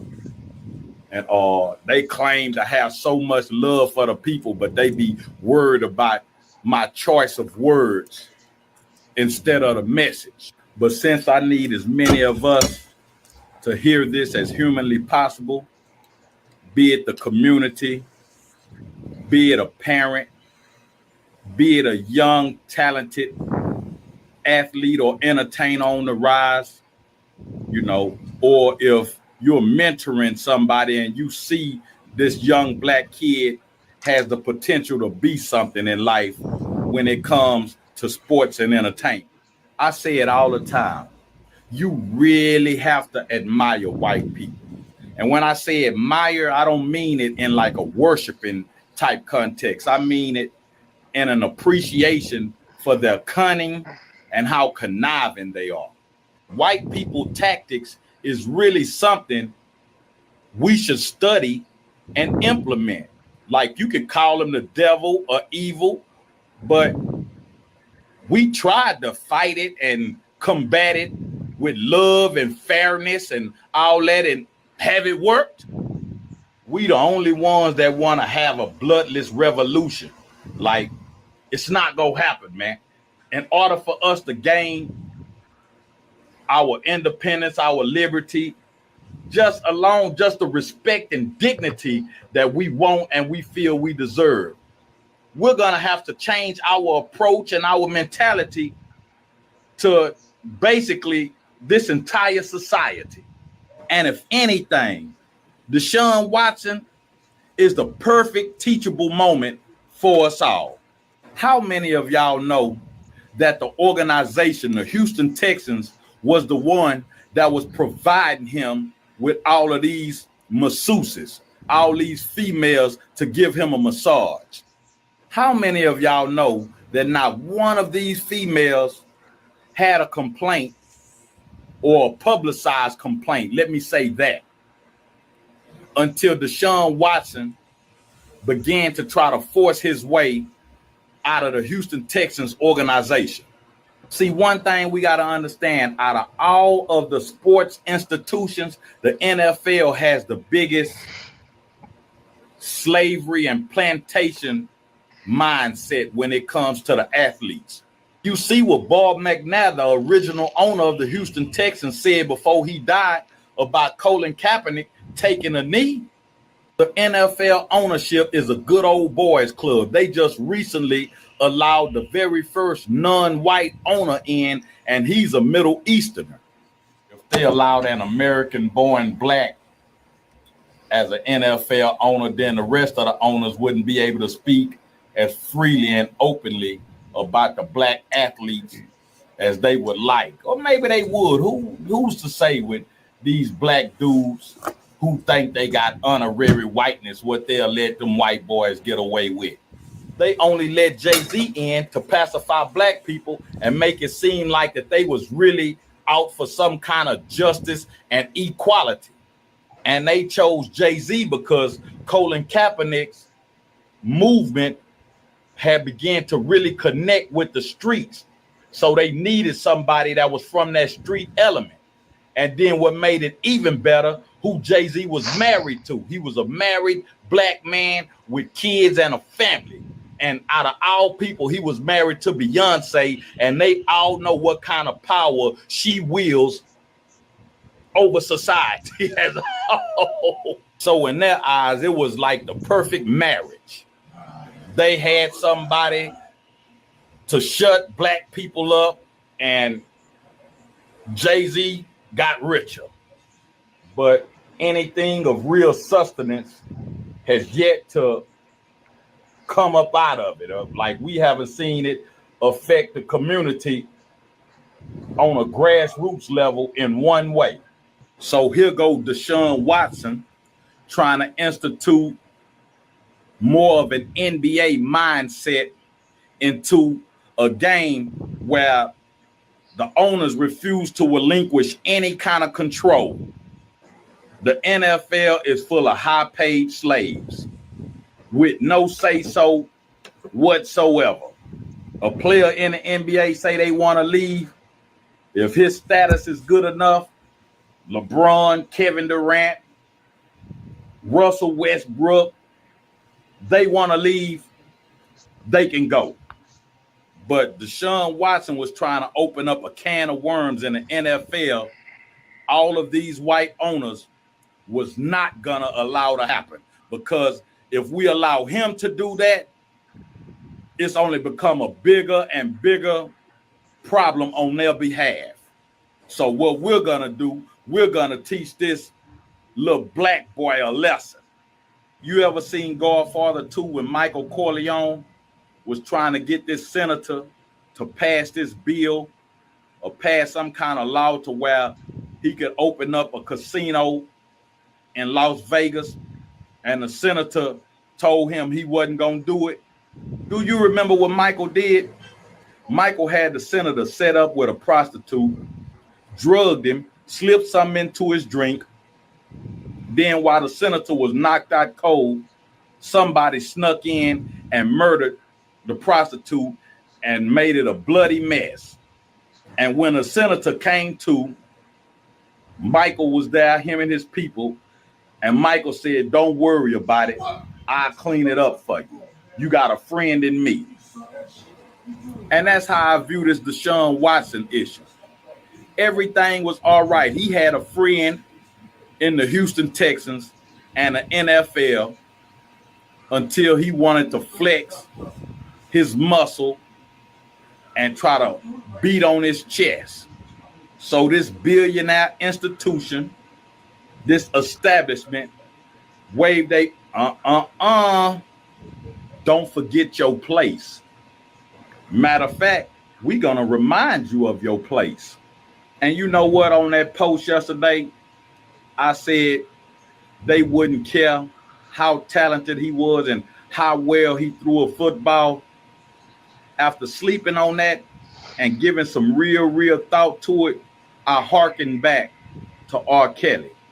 How as long as R. Kelly was cranking out the hits, the entire industry catered to his every whim, even when that was alleged evidence where the Aaliyah situation wasn't alleged. But the sex tape, it was evidence, it was rumblings. Everybody behind the scenes pretty much knew. But as soon as they had him in a compromising position, they brought all of these females together who said they survived R. Kelly. Even Bill Cosby, possibly 50-year-old incidents came back to haunt him. And I really hope somebody show this to Deshaun Watson and prepare him. Even though I hope that day never comes, but I really hope more than anything that from this point on, he's smart with the rest of his moves, the rest of his life, and the rest of his money. Because it's a good chance that after them people break you up and break you down, that they gonna use you up and then set you up to serve you up to the system, bro.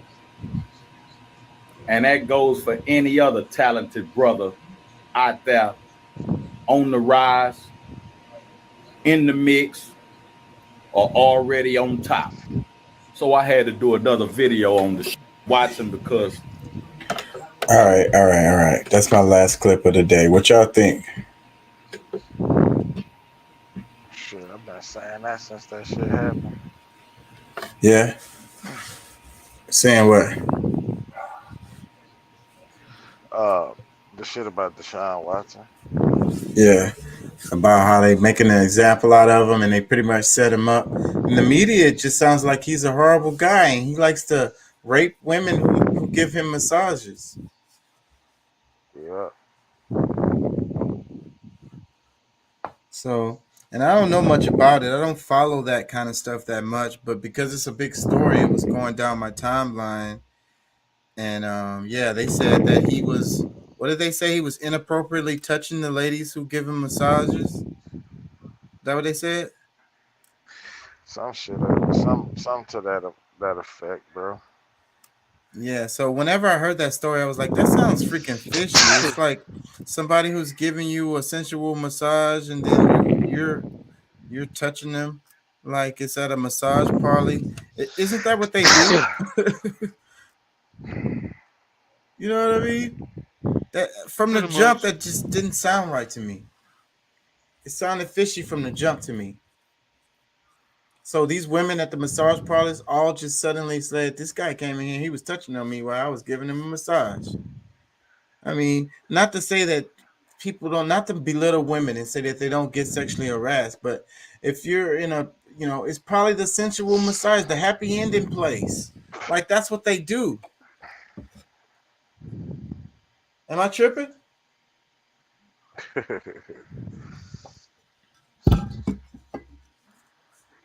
That's what they do. They're not finna complain about that. I mean, like, especially if it's somebody who tipping, I'm sure he was tipping. He paid for it. I'm sure he paid for his services and then some. You know? Yeah. Yeah, so the NFL railroading this guy, it looks like. And I think that what he's saying is true. I mean, it sounds like that's what would be happening. Like they're setting him up. And that stuff he said about Jay-Z was right on point. And Jay-Z don't really care about the community like that as far as the way it looks. I mean, I've seen him do a lot of stuff behind the scenes, but at the end of the day, I think he really just about his paper. That's what he's always saying in his songs. I'm a fan of Jay-Z. I'm a fan of that guy as the music artist and as a person, but at the same time, I just don't feel like I would go at the world in the same way as him. He chooses his way. His way is his way. He got, so, but I'm sure he's just trying to get paid. The NFL, he bullied the NFL too. Like, so like that whole Colin Kaepernick thing then kind of went away. It worked. Yeah. It worked. Everybody says Colin Kaepernick did it to himself. Like it's his fault. He's not playing, or he's not have enough skills, and all that. Everything but what's really happening. Like he got blackballed out of the NFL. That's what happened for kneeling. Yeah.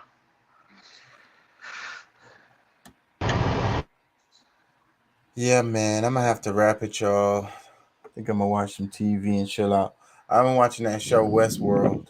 You know that show? HBO? Nah. Man, I'm so into this show. Oh my god. I thought it was over at the last season. It looked like they were ending it and they brought it back for another season. Like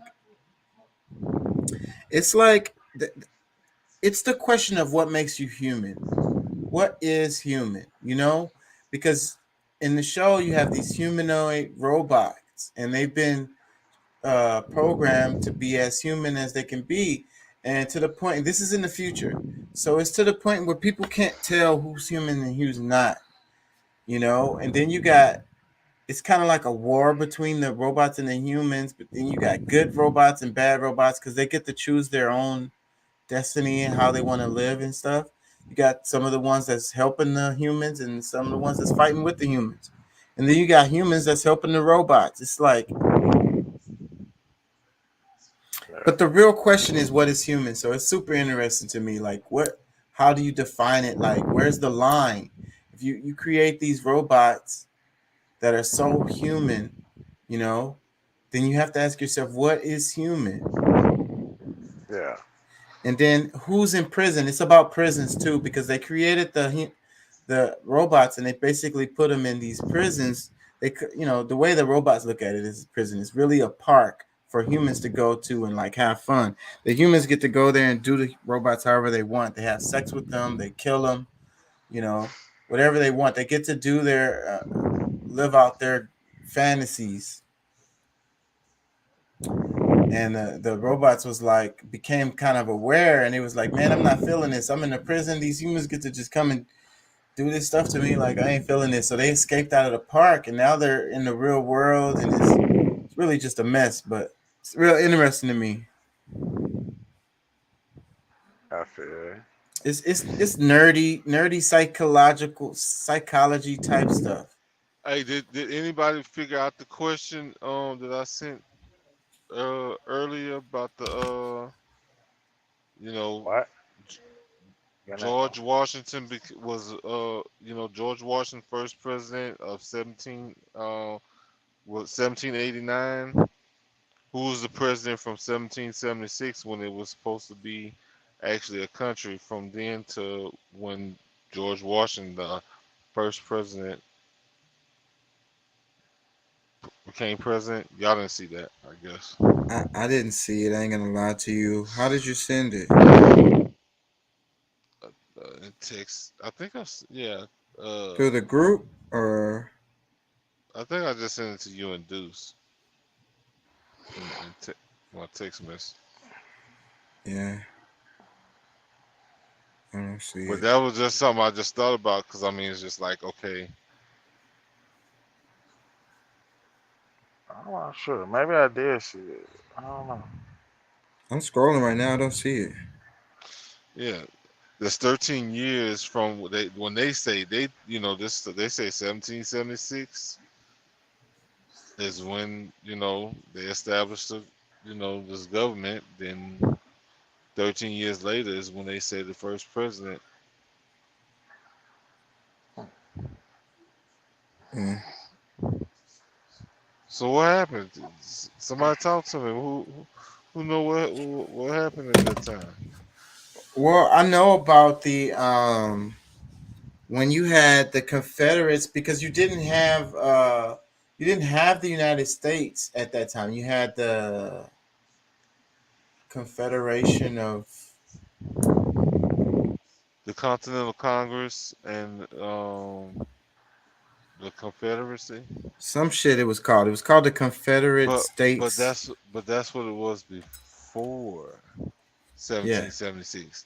That's when like the whole 1776 is when they supposedly like we just the July the 4th was just about that whole beginning. So I mean, is it bullshit? Are they lying? No, it's true. I mean, it's just that the establishment of the United States was then, but they already had the Confederation of the States or whatever it was called. And it was before they had the Constitution and they had the something something papers. I'm tired as hell. I can't even think of that shit right now. It's the something papers that they followed. It was kind of like the Constitution, and yeah, I mean, it was a whole list of presidents. The articles of The Articles of Confederation. yeah. Yeah, it was a whole list of presidents before George Washington. A whole list.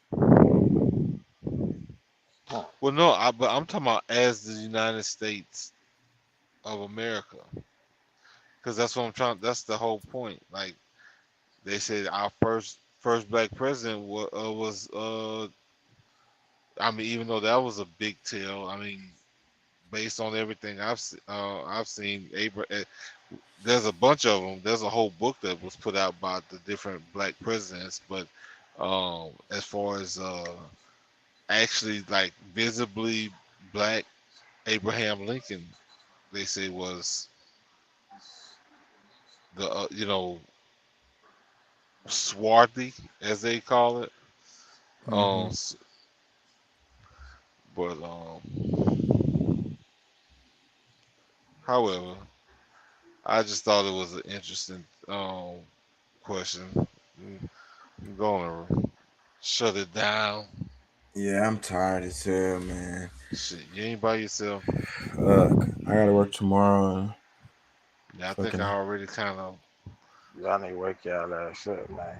You driving right now, Deuce? Nah, you wake your ass up. That's what you do. Nah, I'm not driving. I'm not driving. I'm at home. Oh, I'll you be at the leaving. house? Thank you I'll for be joining, man. leaving tomorrow. Oh, you welcome, bro. Yeah. Yeah, nigga be leaving You that still on tomorrow, bro. vacation? No. Nah, I went back to work last Wednesday, this past Wednesday, and did my 6-day tour and came back. Yeah. I'll be heading back out tomorrow. Oh, so that's why your little schedule is like kind of off because you came back in the middle of the week and shit. Yeah. Well, with that 6 and 2 schedule, that's just kind of how that shit roll. To be honest with you.